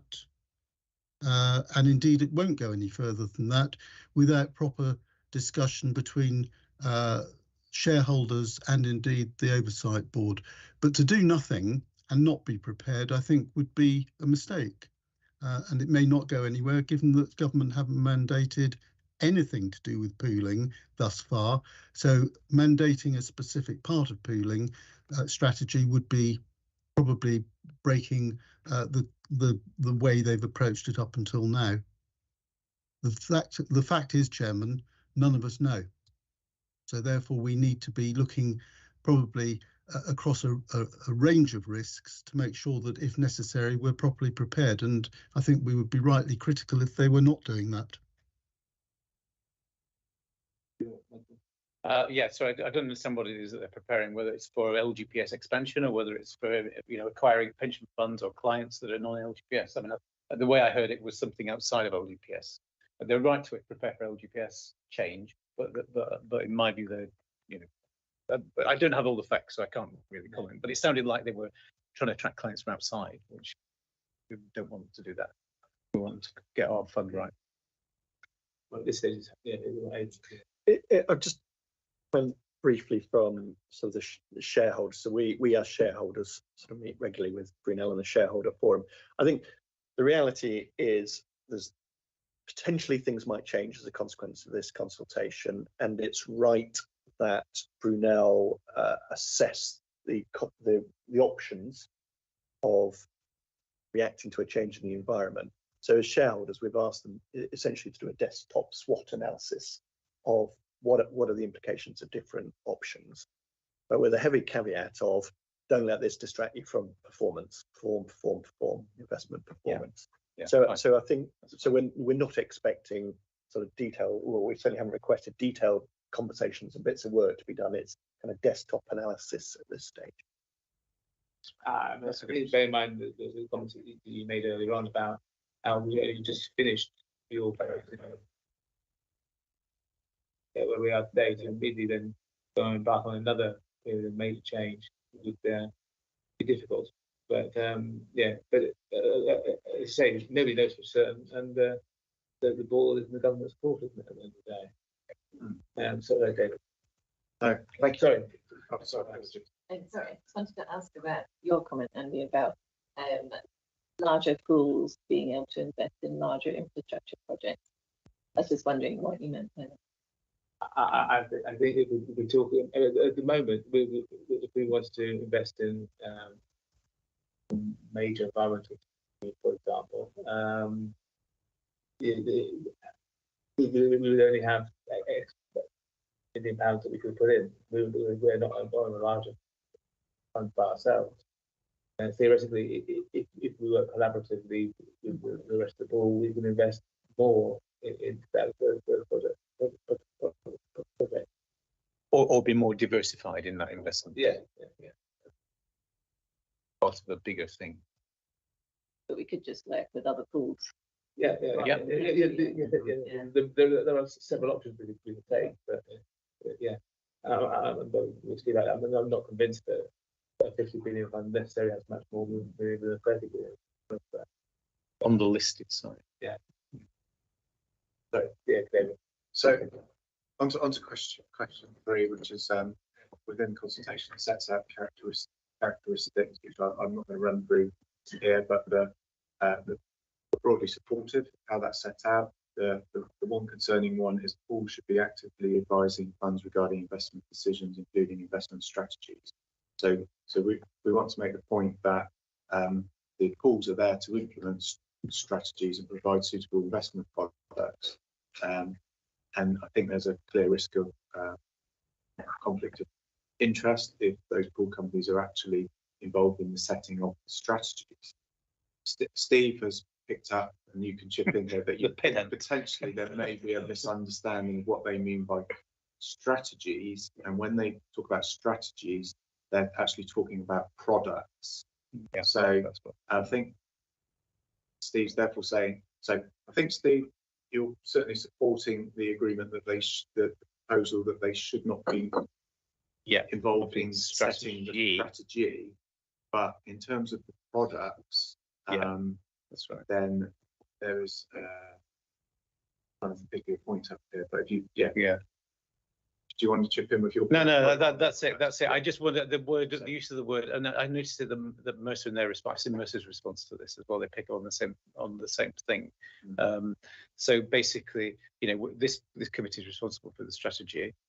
Brunel's not responsible for our strategy. They could help us with our strategy, and we've got no objection to that. They've got people, but it's a very strange thing to include in the consultation, because the consultation mentions the fact that the separate committees are responsible for setting their strategy, and then it says this thing about the pools can help with the strategies. So I think it's a pedantic grammatical thing that's been caused confusion, and my response was just to try and tidy that up a little bit.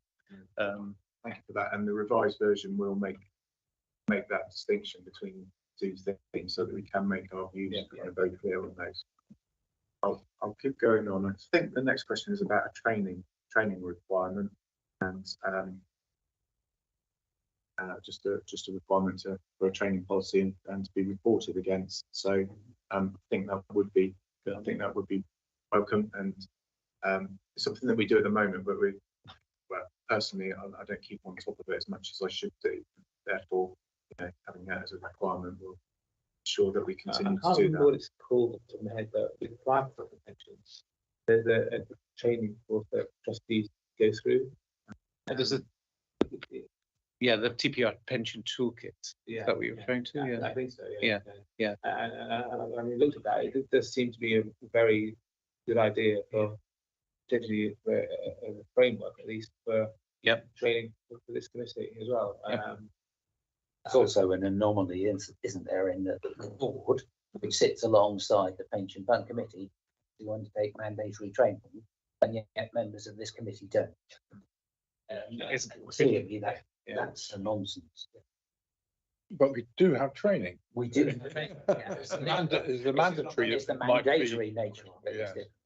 And I was wondering if it did not put a response that we do have a policy of a training program which is continually under review. I think we should investigate other available training out there.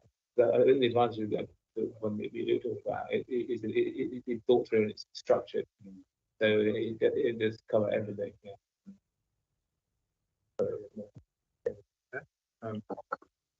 So question 5 is about reporting.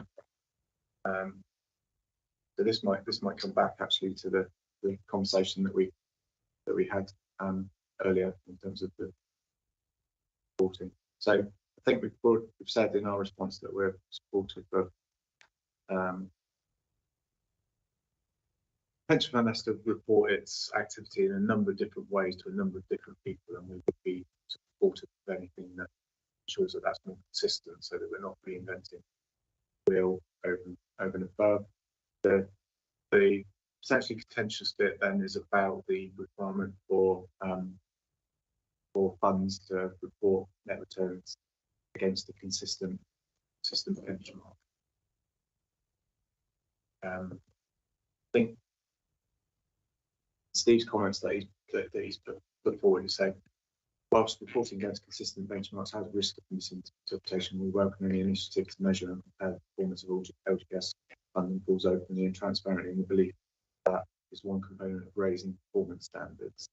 So I guess I know it's a bit difficult for you because I've just read that out, but that does seem like a sensible approach to it. I mean, the issue with any type of benchmarking is that you can never get exact, it's very difficult to do any benchmarking with any kind of degree of exactitude, if that's the right word.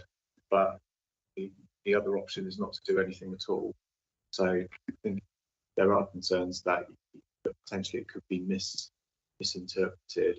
I think, well, it's over to the committee really, isn't it, whether you want to take the view that we've raised it with our pool and we've not had support from other clients, but this is another opportunity to raise this. Yeah, I mean, I don't think you need to mention. Oh no, I was not going to say that. Yeah, no. We certainly just say down the direction travel we'd like to go with. I'm in favour of Steve's comment in that there is definitely a better opportunity for each of the committees that we have here if there is consistency of information across not only Brunel and each of the committees so that they can see for themselves, but across the whole industry in this way. And so that there's definitely better and I think transparency is an excellent term for us, so that we can have that information, be able to see to it and adduce evidence so that we can say, yes, we're doing right here. No, we're not doing right here. Let's go down this path. Yeah. We've also heard today the difficulties which are inherent with metrics such as FTSE, which turn around and say, well, actually, yeah, we got that wrong. We agree with you, but we're not going to take any responsibility for doing that. And so the drawing of the metrics is also a key part of what we need to do in terms of transparency. So I mean, we're using MSCI, we're using a range of metrics for us to be able to see what's available to us and to make those judgments on. And all of those intricacies will make it more difficult. And I foresee that if a particular metric is imposed for every single pool, then that restricts the way in which we can, first of all, adopt our strategies and then see them through. I think there are going to be those difficulties. Yeah. There is. I think we need more detail. I think that's right. It's just made me think we just need more detail. Really, we didn't know exactly what they're talking about to avoid that kind of misinterpretation. They're throwing out a few ideas. Yeah, that's right. That's right. Where I think something's a bit uncontentious, I'll try and speed through, but then you'll have to shout if you think I've got that wrong. So number 6, I think, is an uncontentious response, other than we can take out the subject to our comments regarding the use of consistent benchmarks. Mm-hmm. The levelling up investments, I think that I and my counterparts at Brunel or other funds think that this does need to be better definition in terms of levelling up, what would constitute levelling up. But also there are some responses to other questions later down, which is raising concerns that we shouldn't be mandated to invest in any type of investments, because there's a real risk there against conflict against your primary fiduciary duty, which we discussed yesterday, in terms of ensuring that there's sufficient funds in the fund to pay benefits when they fall due, and that contributions remain affordable for our scheme employers. I think being able to invest through our own pool in another pool's investment vehicle is a sensible suggestion. And then we talk about so question 9 is about proposed requirements for levelling up plans to be published by funds. So we're saying that the Dorset Fund does not support the proposal to prescribe a target of X% for levelling up plan, potential conflict with the overarching fiduciary duty. We're also concerned about the additional sort of burdens in terms of reporting, and we've heard from Councillor Beasley about things like McLeod, etc. And when Karen Gibson does her report, she'll go into a huge amount of reporting and changes that are happening in the LGPS, and another, yet more burdens on us in terms of reporting, and certainly from an officer perspective, what make us almost cry into our tea, I guess. I must admit, I'm also increasingly wary of using the term levelling up, because if you notice, government ministers talk about it less and less and less. And it does seem to me that it's one of those terms that had a specific relevant at a time, particularly, but the government itself is moving on, irrespective of the election. Levelling up is not really, it seems to me, not really going into that. Question 10 also kind of basically said that it's the same, it's on the same topic, really, the levelling up. Then there's question 11, do you agree funds should have an ambition to invest 10% of their funds into private equity as part of a diversified but ambitious investment portfolio, and are there barriers to investing in growth equity and venture capital? So we're reiterating the point that we don't believe that government should be setting targets for us to invest in any asset class. Reasons all about conflict of interest, fiduciary duty, and there, in the response, it's not quite clear what the 10%, what's driving that, because it doesn't refer to a UK component, and it refers purely to private equity. It doesn't talk about other private market asset classes like infrastructure, as we talked about earlier, and private debt. So I think we've said that we would be, welcome clarification of that, but making the point that we don't. I think it's dangerous precedent to have any particular target. If we do it for one thing, then arguably governments or actuaries or other people could there's a whole series of different targets for different things, and it stops being about maximising performance and starts being a tick boxing exercise to actually just show that you're doing all the things that the government wants to do. It comes back to the primary purpose of pension funds.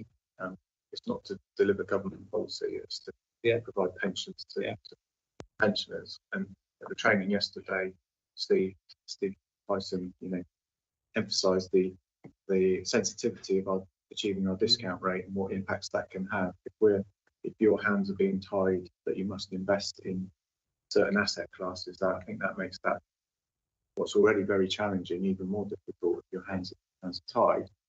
And again, on question 12, I guess moves on from that. However, if there are good, suitable investment opportunities to be able to invest that are the appropriate level of scale and the appropriate level of risk, then I would say absolutely, we would be supportive of that, but not being mandated to invest in it. It's just for investment that will be considered alongside any other investments.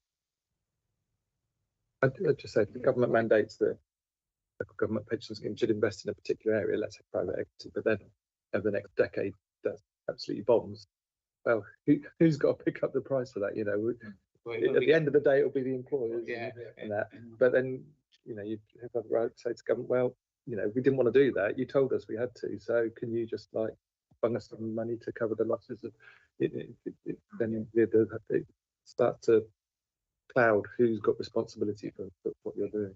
Yeah, and the other factor that in private markets we need to take into consideration is liquidity.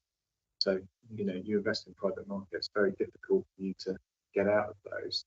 As our fund matures, we're reaching the point where the contributions that come in each month from our scheme employees and our members be insufficient to cover the benefits that are going out.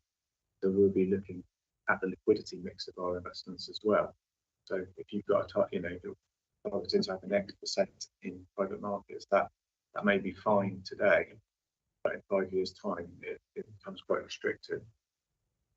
But 13 and 14 are technical responses. So unless anyone's picked out anything that they really struggle with, then I think it's a bit of it's basically a bit of tidying up. Are we nearly at the end? I think the last question is about protected characteristics. Any of the proposals disadvantage any protected characteristics?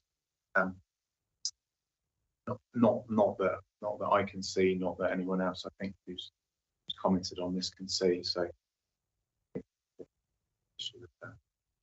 I think there's a realization in the market that those ethnic minorities will typically end up with a much smaller pension per person than other larger components of the racial mix. But I don't think that happens in the LGPS. I think the constituency of the local government pension scheme doesn't make any discretion between people's racial mix and makeup. It's purely about, are you a member of the scheme? Are you not a member of the scheme? Are you contributing 50% or are you contributing the whole? That affects the pensions which are granted at the end. Okay, I guess where we take it from here is you incorporate any of the comments that we made today and send it around with an email to the members of the committee. Within reasonable time before any deadlines. And if anybody does have anything else they want to suggest changes, we can discuss it then if needs be. Easily. Thank you, Chairman. I just wondered at item question 10, given what David said a moment ago, reflecting on what Steve Tyson said at yesterday's training session, wondered whether a short paragraph in there being really specific about that might be helpful. Because I don't think government quite understand the liability side of the LGPS as well as they should. And I think the form of words that David used a moment ago might be helpful to us to establish that. Yeah. Yeah. Just looking at question 10 is regarding reporting. Is that do you mean number 11 then? Do you mean about investing in about investing in 10%? So the liquidity issue. Yeah, sorry, I've moved from 10 into 11. Yes, that's correct. I think the paragraph about if government mandated investment in a particular sector, then there's a question about liability for that investment should it underperform the requirements. Would the liability be on the local government pension scheme or on central government as they mandated it? Yeah. It was just a quick comment, bit of an aside to question 4 about the training. Just to let you know, got a board meeting next week, but we are about to pay for and start an online learning academy for the board members, which extends to committee members if you want it. So we've engaged with Hymans over this, and it does things like it has a training platform online, and it produces a record of training. So I'll forward details to you and you can review that. And if you want to partake, it's always helpful to be a bit ahead of the game on these things. So we've already purchased the package. And so having additional. Yeah.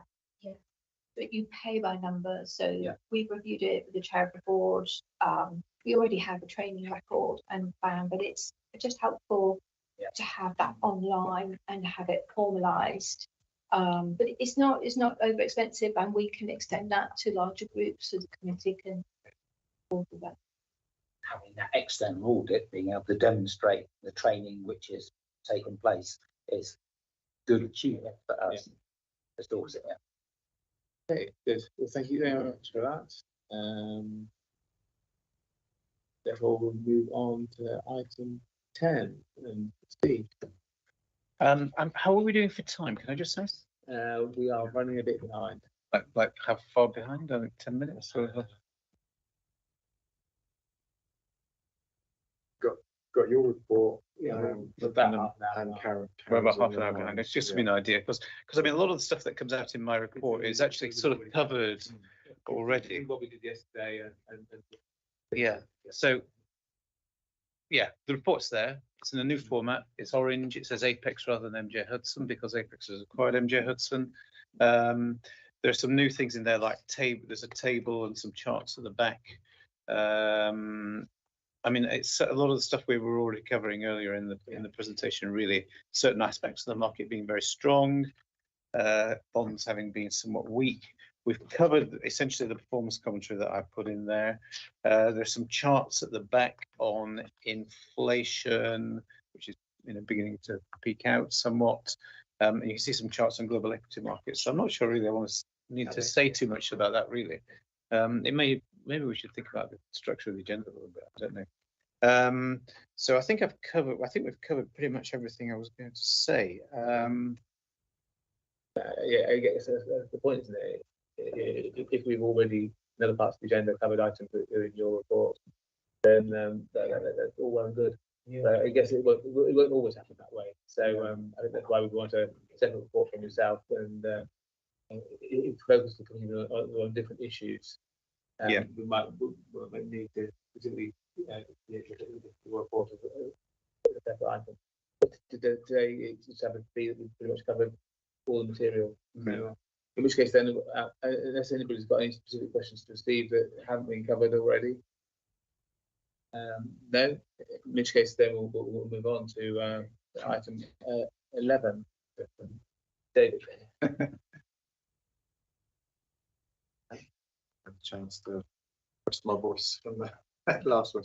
I mean, similarly, actually, to be honest, I mean, a lot of this will have been covered in terms of the Brunel report, in terms of performance, etc. So, I would just highlight a few things, but happy to take questions. So, value of the fund's assets at the end of June was just under 3.6 billion, compared to just over 3.5 at the start of the financial year in April, and approximately just over three quarters of those assets are now under the management of Brunel. And as we said before, the main assets not with them are obviously investments with CBRE, so our physical properties that we own, and also our corporate bond mandate with RLAM.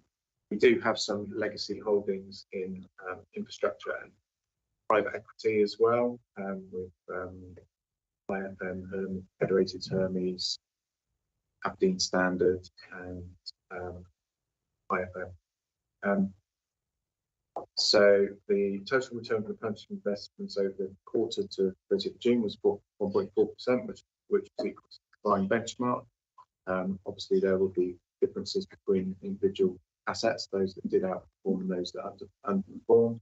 We heard in some detail from David Vickers about that earlier, and the importance of whether you hold the Magnificent Seven, how much of the Magnificent Seven you hold or don't hold.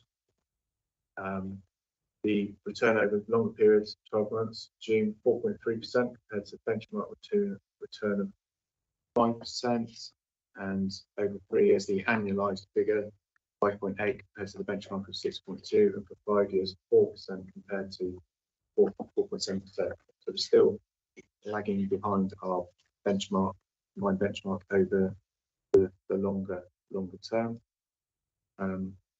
We mentioned earlier about the Brunel Investor Day that there is tomorrow. So if you do have the time and you are able to sign up for at least one of those two sessions, I think that would really be helpful training. Appreciate 3 days of pension fund on the trot might be a bit much. Too much excitement. Yeah. And then the other things I just noted down, not really necessarily for discussion today, but things that perhaps we might need to take into consideration when we do get into that more deeper dive into our equity holdings. So I think Steve referred to the noise that's around the markets because of the dominance of these 7 stocks. So how do we see beyond that quarterly noise, and how do we judge whether our investments are being well managed and well positioned? Beyond that, do we sometimes focus on the longer term outcome, but not miss out on the warning signs? So how do we get the balance right between looking at long term performance and not be distracted too much by quarter's performance? performance. And then I think the other thing is in terms of the passive investment, the argument for passive investment is that we've now got this concept a cap investing in a market cap index. We've now got this concentration risk. So whilst we talked a bit about the benefits of passive investing and how active managers have compared to that over the longer term, does passive investing now bring its own risk that wasn't there before, which is that you're concentrated in a few stocks. So I wouldn't expect us to start discussing those today, but those are the sorts of things that we need to take into consideration. We talked yesterday in a lot of detail in terms of the appropriate response for the pension fund in terms of the climate emergency.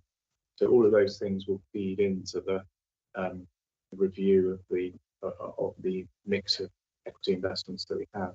So other than that, I don't have anything else to say, but happy to try and answer any questions.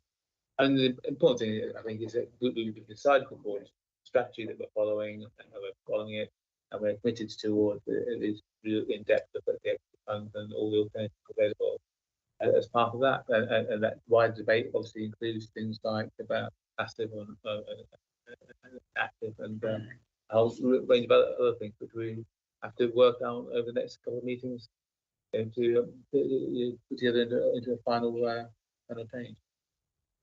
Just a couple of observations.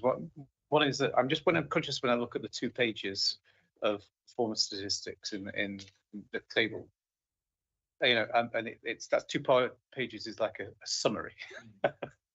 I'm just conscious of the fact there's a heck of a lot for the committee to absorb, and maybe there's a way of thinking about the way we lay out this table so that we separate the passive from the active or something like that. And then I think the thing that is essentially missing from the whole analysis, which Dave and I talked about, is, and I think it's come up previously, and committee members have raised it as well, is like attribution. We don't really have the right sort of data attribution. Where is the performance coming from? What is coming from? How many? What is the contribution from the manager selection exactly? What is the contribution from the asset allocation exactly? What is contributed by these decisions, by those decisions? I kind of feel it's kind of in the you usually get that in a pension fund. We don't really seem to have that, and I think it's something we've talked about it. Where can we get that from? Is there a cost of getting that? But to me, it's the thing that's missing in this pension fund. I don't know whether anybody else finds that. And there's certainly a heck of a lot to absorb in all the performance data. There's just a lot of information to absorb.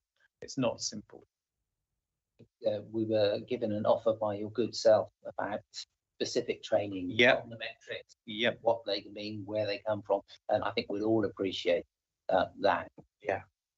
I'm also conscious that the years that I've been in this, I accrete a little knowledge every time I come to a committee and every time I do the training. And somebody very wisely said it will take you 3 years before you really understand it. I'm past the 3-year mark. I still haven't. That's going to ever continue. That's right. The tension that seems to me is that we've just had our triannual report, and the actuarial observations are that we've reduced the discount rate, and so that has a knock-on effect for the employers. It's great that it's not huge variations, and that's what we're seeking to achieve in here. But and so we've got this tension that we've underperformed in the long range, and small variations are always going to be small variations. And yet, with the actuarial results are saying that actually we're not doing too badly because we just reduced that rate. And then we've got government consulting on whether we should change the pooling arrangement, tip everything on its head. There can be many constituent ways in which pooling could be changed. Wholesale, small scale, all the rest of it, and we simply don't have any information, and we're not going to have that information until the consultation has gone through and you rendered a SWOT analysis of what could be happening, and I think it would be great to feed it back through to this level, to the pension funds. And then we've got great opportunities to go into smaller markets. We've heard Cornwall have been able to invest very locally in Cornwall, and we've expressed the desire to have some training on that, what that means for us, what we can possibly do. And then we see from the results that we have that actually where the money is being made, the fiduciary duty being some is globally far-flung markets and not in the UK in certain aspects. So we need to be very aware of what we're investing in to get our fiduciary duty up to scratch and make that longer term investment right there for us. Yeah, I mean, it is challenging at times because we're spending a lot of time and effort in understanding our investment, how it's working, how what's going on there. And yet at the same time, you can be swamped by the Magnificent Seven, or some equivalent of that, which comes out of left field. You don't see it coming. It affects everything you do, performance-wise, for the next couple of years. And all we can do is basically look on and say, have we protected ourselves as much as we can do against this level of uncertainty? But it's very hard to be able to do that, because obviously if you had a great track record of spotting these unexpected changes, you're probably making a fortune working for some big financial investment company. So we've got to try and work our way around a practical kind of practical solution. Yeah, I mean, I just respond to that. And obviously, as you said, nobody can kind of anticipate or react to those things really. And at the end of the day, all we can do is have a fairly reasonably diversified portfolio, which we do have. That's covering equities, it's covering bonds, it's covering private investments, it's covering property. So there's but we're still beholden to the kind of general level of interest rates or the general level of world economic activity. We just can't get away from that. Yeah. Having said that, it is disappointing that over the medium to long term, our performance has slipped a bit. For quite a long period of time, we had a series of good years when we were ahead of benchmark, but of late we tend to be a bit behind. Yeah. But then maybe we shouldn't be surprised about that because of all the changes that happened in the global economy and political situation in the last 5 to 10 years. Ever since 2008, we've lived in a series of crisis after crisis. Anyway, I think that probably concludes everything to do with that report. Yes. Anything else? Okay, good. Then over to you, Karen. And thank you for doing this. And well done for sacrificing your report, Steve, because you put us both back on time. Thank you very much. Yeah. Okay. Key performance indicators. I'm really pleased to say that after a very difficult couple of years changing our system, having a lot of staff in, we're really on top of things. Things are really good, which is very good news for you and for everyone, because obviously regulations coming next month, so we're in a good position. And you'll see the report there that I have separated out where things have not looked so good before is in regard to transfers. I've separated out the transfers to transfers between local government funds, we call these inter-funds, and other transfers. And you'll see that the other transfers are all performing well. The transfers between funds, usually local funds, always have these as low priority. And that's because there's no detrimental impact to members. We do want to make sure that we get these up to date. We were unable to do these types of transfers for many months after we had our new system. That really sets us back, and it's taken us a long time to develop the appropriate processes. Transfers between different funds are complicated. There's 9 different types of transfers with different rules relating to them. So some types of membership between funds, there's an auto aggregation rule, some an auto separate rule. Everyone's given 12 months, they drag on. They can be problematic, particularly if there's differences in systems and getting the data right. So we've got a plan in place to address these. However, I think it is right to say that this area of work, and indeed deferred benefits, which we are now completely on top of, these are the areas of the work that will slip, and there are other areas of work that take priority. And the areas of work that take priority are obviously areas of work that affect members, primarily paying benefits. That's really important. I don't want to sacrifice the need to meet a KPI at the cost of somebody waiting a long time to receive their pension or a DAF grant payment. Coming into McLeod, we're in a really good position. I can't quite tell what the impact of McLeod will be. We're working exceptionally hard with that, but to let you know that we're in a really good position now, and it's getting better all the time, but I cannot necessarily guarantee that that will remain the next few months because of McLeod. What will slip will be the areas that are non-impactful to members, and I'm happy with that situation. So, and what you'll also appreciate is that what we basically are doing all the time is juggling and reprioritizing, and you have to be responsive to whatever's going on.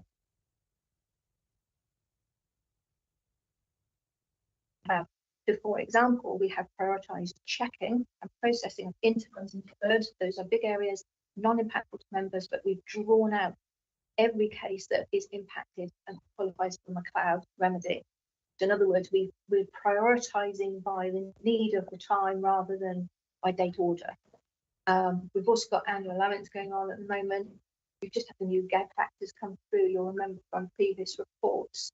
But because of the scape rate change, we had to cease doing a lot of transfers and other types of benefits. That's caused a backlog. So the staff at the moment are dealing with an awful lot.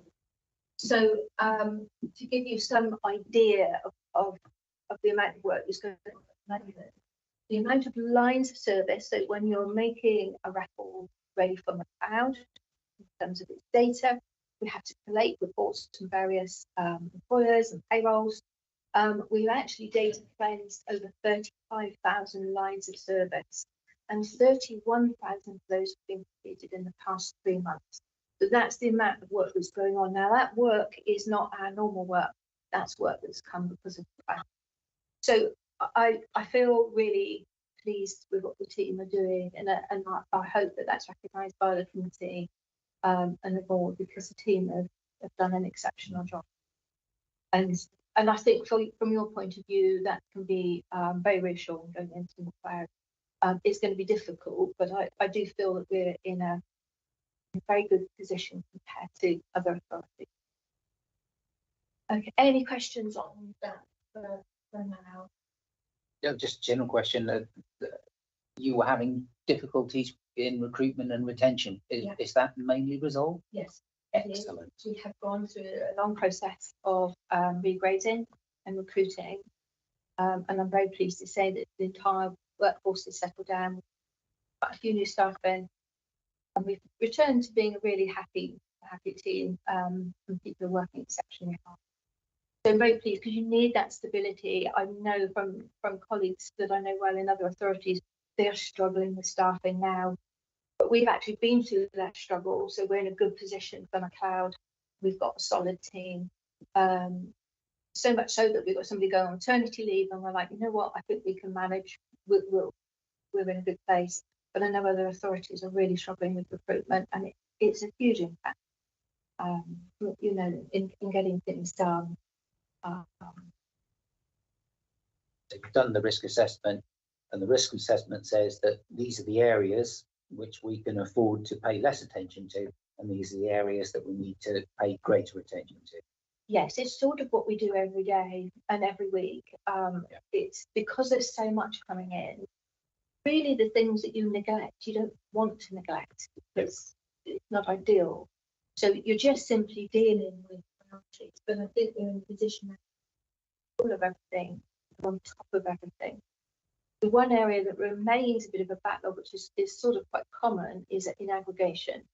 But again, that doesn't impact members, and again, we're drawing out anybody that is being flagged from McLeod, in other words, that will be impacted on McLeod.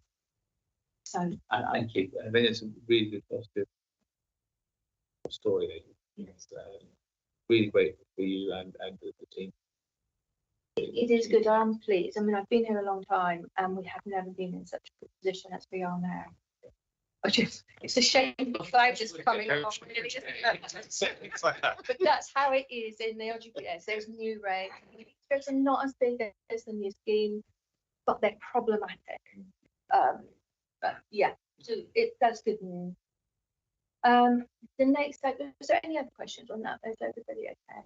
I wanted to really draw your attention to the amount of work being done. Yeah. I've included in here for your information. This is an important statutory deadline, the issuing of our annual benefit statements. We issue these by post to deferred and active members, and we're very pleased to do that. It serves a huge positive purpose, sending out this one communication a year. There's always a newsletter in it that seems to be well read. It keeps us on top of issues. It keeps us engaged with members. It highlights the benefits to members, really so important today, because of the financial climate, because it's quite hard for people, particularly young people, to save for a pension. Actually getting that statement with the figures on is a reminder of its value and its worth. So we're really pleased to do that. It reminds people, for example, in the nation, it explains you along the committee how important it is that we're up to date and members are aware of that. That causes us a lot of problems. Pensions tax, for example, and meeting requirements of the pension regulator. So a really successful year for sending out our statements and positive response from members. We do get a lot of queries from members, but that's actually what you want. You want them to engage and to ask questions and to come back with any concerns. I was just wondering whether you give any information about climate change on that, sort of, and the benefits of a pension fund. No, we don't go into the investment side. We focus purely on benefits. So it's all really about informing members of the benefits they've accrued to date and their value. And in actual fact, if you have a look at the information you send, there's quite a lot of it. So you're always trying to have a look at how can we stream back, because there's a lot of requirements you have to put in there. What we don't do is we don't go into the investment side for members, purely letting them know their benefits and entitlements, making them aware. And is there another communication that's quite so comprehensive that goes into the investment? Not from myself, because I don't deal with investments. Obviously that information is all available on the website if people are interested. We do occasionally have questions asked, which we usually pass to Dave and his team if they come about investments, but that's not our sort of knowledge expertise, so we don't get involved in that. We're really about raising awareness of the scheme. Yeah. I mean, we have the annual report, which we're going to give depth about that. Does that get sent out? That you send that in post, do you? No. No. What we're sending out here is their annual benefit illustration, which is a statutory requirement. The annual report is published online. Yeah, the annual report is about 200 or 300. Yeah. But there's a link in it. So What you want is the link to the Brunel. Look at the Brunel website. Just look at the stewardship stuff. You'll find that quite interesting, I think, because that's all publicly available. To be engaged with where their money is going. I think people are much more interested now than they would have been 10, 20 years ago. So it's all opportunity to increase that engagement. Yeah. Why would we want residents to know about that? Do you mean pensioners? Pension, yeah, well, they count them as the thing. Specifics of having every resident know that. Good question. Yeah. Generally, residents of Dorset. There's a difference in quantity there, though, isn't it, between residents and people? Yeah. Okay. Okay, so scheme annual report. I do find this interesting every year. I'm sure you're already aware of it. Produced by the Scheme Advisory Board. This is from 2022. It's actually very reassuring. I've put a link in there so you can look at it in much more detail. I've only mentioned a few highlights, but things that are positive: the increase in membership, which is always good, and of assets, of course, which is really good, and being cash flow positive. So things like that's really important. This is about the LGPS as a whole, and although this fund looked at the valuation every 3 years for the employer contribution, it's the national picture that will determine if there's necessary to be any change in benefits or contribution to members. So looking at the national picture is very helpful, and I think a positive one as well. So that's over 1.95 million pensions paid over the year. The LGPS is, you probably know, the biggest pension scheme in the UK. Okay, the government consultation investment pooling you've already covered.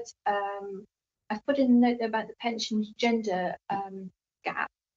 This is obviously a national conversation. There is a big difference in gender. And it's been looked at quite specifically here for the LGPS, where there is a gap. You'll see that that gap actually is closing with the move from the care to the final salary scheme. So that is a positive.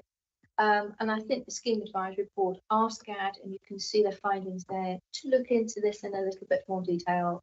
I think the outcome of it was probably what we would have expected. It's a complex picture. I think with the LGPS, it will be particularly hard. And although there's going to be a working group put together to look at it, it will be hard with the LGPS to make that gap smaller.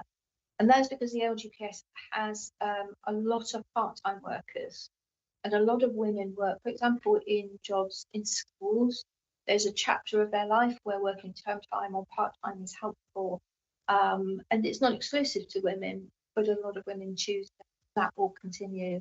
And we do have a lot of low-paid jobs as well. They're often picked by women in the LGPS in terms of care and in school support, where we have a lot of members.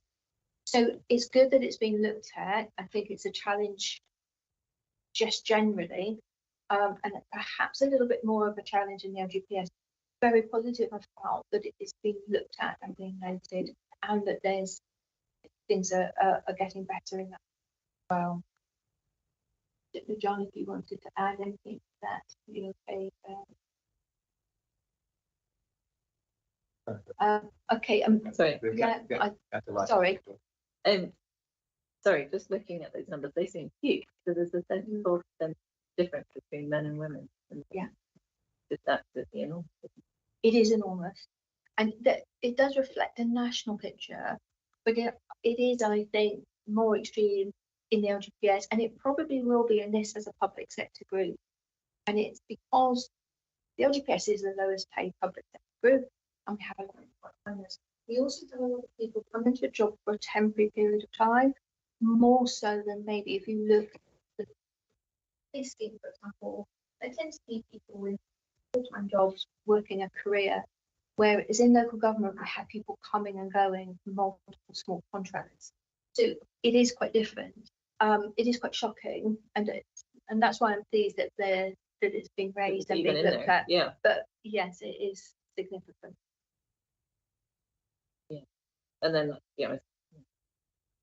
not many women on the committee. No. So noted on lots of. That's up to councils to decide, though. It's all systemic within. Like in the investment industry, there's more Davids in the room than there are. Yes. Yes. Thank you. Does anybody else have any questions? But so the members being told that that on there.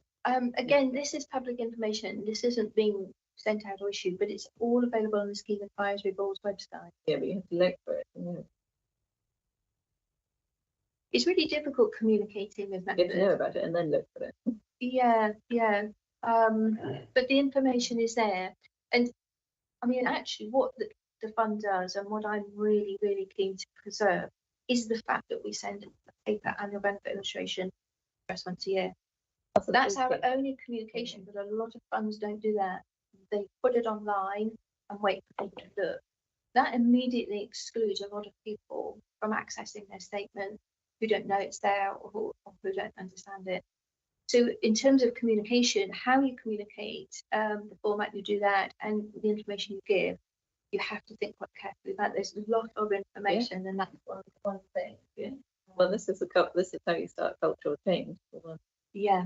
Primary for me is making sure people are aware and understand their pension. They can lose their income if they don't understand. There's a rise in scams nationally. We're really sort of more focused in that area really.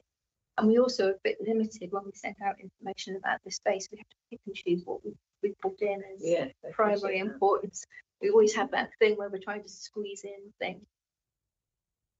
Have a look at what we have sent out. Hopefully you will find it interesting. I'm moving on to the McLeod update. McLeod is the big thing for us at the moment and our primary focus. The software is proving to be quite difficult. We are working really closely with our software providers. There's regular meetings, and Dorset is playing quite a big role with software providers and doing a lot of testing. There's a huge amount of issues and errors in reporting and calculations. So a lot of staff have been diverted to, yes, updating the data, which is quite straightforward, but we've also got a small group of us just literally working through calculations and feeding back to the software supplier of the issues that we have found. Scheme is very complex, made more complex by the multiple employments, by concurrence, by aggregated records. We want to get this in as soon as possible. We do not want to store up more work to revisit. We really want the system to be doing what it should be doing from the 1st of October. Not every fund is doing that, but that's what we're aiming to do. We won't have all our data correct at that time, but this is what we are trying to do. We've got deliveries going into our live system this week, which is moving us a bit nearer, but you'll be aware that we're already very close to the 1st of October. We won't have a lot of the key calculation in our live system till towards the end of October. I think other public sector schemes are much more complicated in terms of their McLeod remedy, and as such their software is, and some of them are looking up until January to get their software in calculations for them. The LGPS is not too bad. It was expected that we would be in a situation where we won't have everything working perfectly from day one. We know that. What's really important is that the team understand what does work and what doesn't work, and that they're able to manually check these calculations until we're. I've already mentioned our data.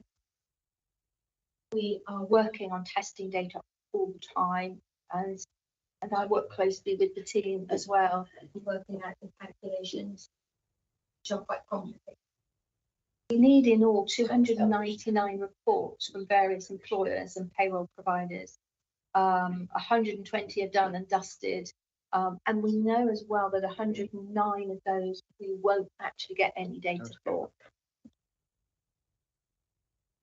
Want me to pause? Can we pause the camera? We just want to hit the button on the TV.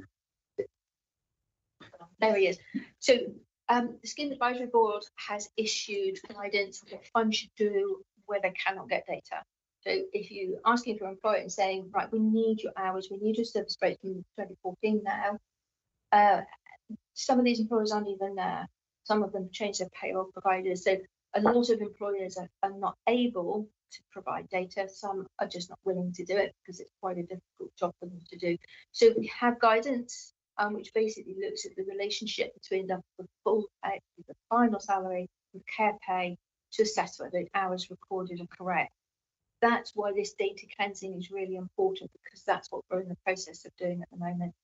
And we'll have a clearer picture next week when we've got further reports in our live system to help us identify where any gaps are.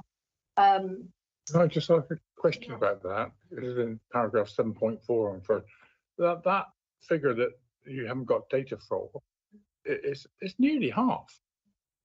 Yes, which is a huge. When you're doing an estimate, that's a huge proportion to have to estimate for. It is. This is all this work. This is this sort of 35,000 lines of data. Where we've been a bit cautious, and we probably are over cautious, is we are really looking at the detail of everything. we are not just taking data from the employers and throwing it onto our system. One of the reasons for that is because of the multiple employments that are so common and the aggregations and the concurrence, because you don't want to wipe out any data that you spent a long time making sure it's correct. It's really fiddly and intense. So a lot of the work we are doing on an individual basis, we hope there will be some things that we will automate. And obviously when we're going forward into sort of revisiting benefits that we've calculated since 2014, a large part of that will be automated. But it is huge. And I don't think any of us are comfortable with taking shortcuts. We're wanting to get it right. We've got quite a high standard in terms of the quality of data that we want. Quality of data is one of those things that comes out of that question, because if you're having to estimate for such a large proportion of the input, then the quality of the output must surely be variable. It possibly is. I think the thing to remember is that since 2014, we've been a care scheme, and the care scheme benefits are checked and are always very accurate. What this is about revisiting those care years, if you like, since 2014, and actually doing another calculation as if it was final salary. So really, everybody's care benefits since 2014 are safe and secure. What we're then doing is saying, right, we now want to run a check. Say you have been in the final salary scheme, that's why we need the hours and service breaks. Would you have been in a position you're better off?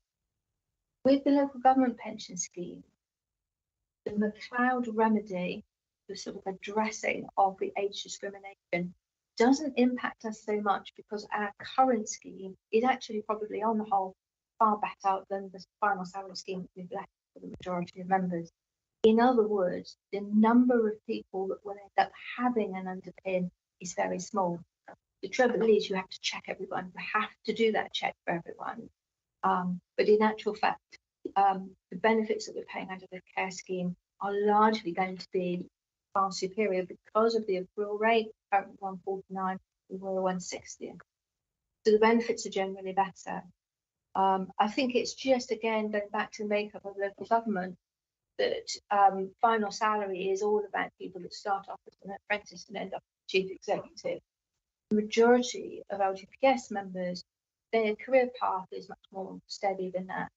So if you compare it to the NHS, for example, or some other public sector groups, there's going to probably be far more people in a situation that benefit from the McLeod remedy, which is different between all the public sector schemes. Ours is all about an underpin, and an underpin is basically looking at the difference between what have you got with care and what would you have had if you'd still been a final salary for the remedy period up to 2022. What we're finding is that it's not a huge number of people because the scheme is better, but we want to make sure that everybody is checked so that we can be confident that everybody is covered. Does that make any sense? Yeah, I think you deviated a bit from my original question, but yeah, it's interesting anyway to hear you expand on. Yes, there is a lot of employers that we won't get data from. The majority of that's because of changed payroll providers. The biggest problem is schools. We have a lot of schools go into multi-academy trusts, out of them, reshape them, and they'll often change their payroll provider. This is quite problematic for us because quality of the payroll provision in terms of what we want, in terms of our data, varies considerably. But basically, if you've got a payroll provider that operated between 2014 and 2018, you're not going to be able to access the specific data that we want. Bearing in mind, one of the problems is that a payroll will provide specifics for the current scheme. What we're actually saying, which is why it's difficult for employers, is do you mind telling us some specifics to do with the old scheme? But the payroll systems may not be geared up for that. So it's quite hard for employers to provide this data, and that's why a lot aren't. But in time, that problem will become less accentuated, won't it? It won't matter quite so much as we go on further. Absolutely, because the number of people with an underpin who qualify for that underpin will decrease. It's not even as many as I thought. About a quarter of the fund, I thought there would be more. So it's not quite as many as I thought. And what we basically do where we don't have data or where we're not sure about the data is we look at the figures for the care pay, which is the actual pay earned, and the final salary the employer provided at year end. If somebody's full-time, those two things should be comparable. The half-time should be about half. So basically it's about checking, but that is not an exact science because of the nature of final pay, because of the nature of care pay is far more complex than that, but it's the best that we have in absence of anything else. That's my question. Yeah. Good question. Okay, so that's the McLeod remedy. I think really it is an important area for you because it is an area obviously of big risk. But again, I think we're in a good place for it. We're really working closely with our software supplier. And I think we are in a very good position in terms of our system. The system that we've got, as you know, it's been a huge challenge changing it. But in actual fact, it's put us in a good place. And now that we've reached the point where we've developed a lot of areas, we are in a good position to deal with this. Any questions on McLeod? I'll keep you updated. The next report, pensions dashboard, nothing really to update on that, just some further regulations. One thing you might find of interest there is our qualifications. So in education administration, you'll be aware it's extremely complicated. It's got increasingly worse over the years. There was a qualification stage, degree level and a lower level. That has not been provided. We need that in order to ensure that our staff are paid at the right level and to evidence their experience, etc. So there's been a national debate over this that obviously affects all funds, and the LGA are looking to assist us with that with an apprenticeship and qualification proposal, which I put in there, and which again we've engaged with and bring support. And that's it. So any questions at all from anybody? Yeah. Good. Well, thank you very much, Karen. Really helpful as always. Finally, on to item 13, dates of future meetings, which you've got before you. We've become aware that the final date there, the 26th of March, is actually quite close to the Easter holidays, and also getting very close to when the elections will be.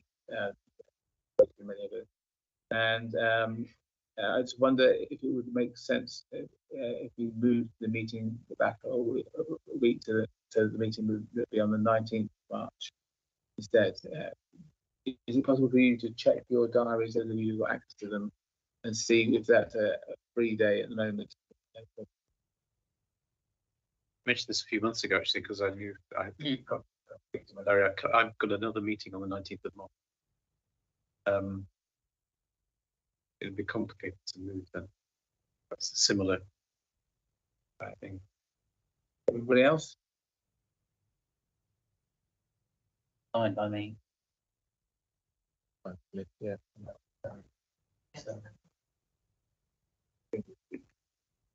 The pre-election, just from Democratic Services saying officially starts with Dorset Council on the 11th of March. Right. We're allowed to meet in that window. I think we're allowed to meet. We're just not supposed to do press releases and things that generate publicity in the way. Is there a significance for Purdah then for this style of meeting? Probably not. No. Yeah. I can't see it. No. It'd only be if we were discussing something that was of public interest, such as if we were discussing about our environmental policies or something like that. That could be quite a difficult thing to discuss in the election period. So we probably want to avoid that. The alternative is, can't be sure about dates. If you can send around an email with 2 or 3 different dates on it and ask me to stay, and feel free. That will help. Yeah. At least you need like all of that meetings with council. They were very, very strict. So I would have thought it would be useful to just clarify with the Democratic team. Yes. Otherwise, I'm happy to bring it forward for another 2 weeks to the 5th of March. Yeah. Okay. Well, yeah. We speak to the Democratic Services about that, and if we could send out an email with like 2 or 3 different alternative dates on it, and if you just let us know which ones feel currently free, and then we'll make a date. The fair point is that the 26th of March is not really going to work. If further starts on the 11th of March. Is it also possible to request to start fixing the dates for June and September next year? That's done at the AGM. No, February normally, isn't it? Dorset Council do for the following year about February, don't they? Yeah, early in the new calendar year, January. So the council sets the dates, not the. That's by cabinet. Yeah. I remember. But all the dates are. The calendar goes to the full council. Yes, yeah, it does. Yeah. But yeah. And of course, BCP have already undertaken their election. It's Dorset that's affected. Ah, but the calendar might not be No. adopted for next year yet, though. No, it might not be. Yeah, well, we'll speak to the Democratic Services about that and come up with they tell us what the situation actually is, and then we can make a date based on that.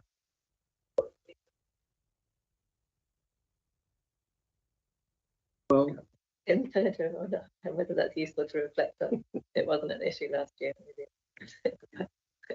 Maybe it just wasn't ignored spotted. and anyway, that concludes our. Can I ask a question about these? Is there going to be associated training dates for these? Yeah. So if I look at 24-25 to start with. So I think a suggestion actually that Councillor Len came up with was about trying to lead to a situation where we have a training and a committee meeting on the same day. And we have the training in the morning, and then we have the formal committee meeting in the afternoon. I think there's broad support for that. Trying to change the meetings during the year is proving problematic because everyone's got other commitments in place.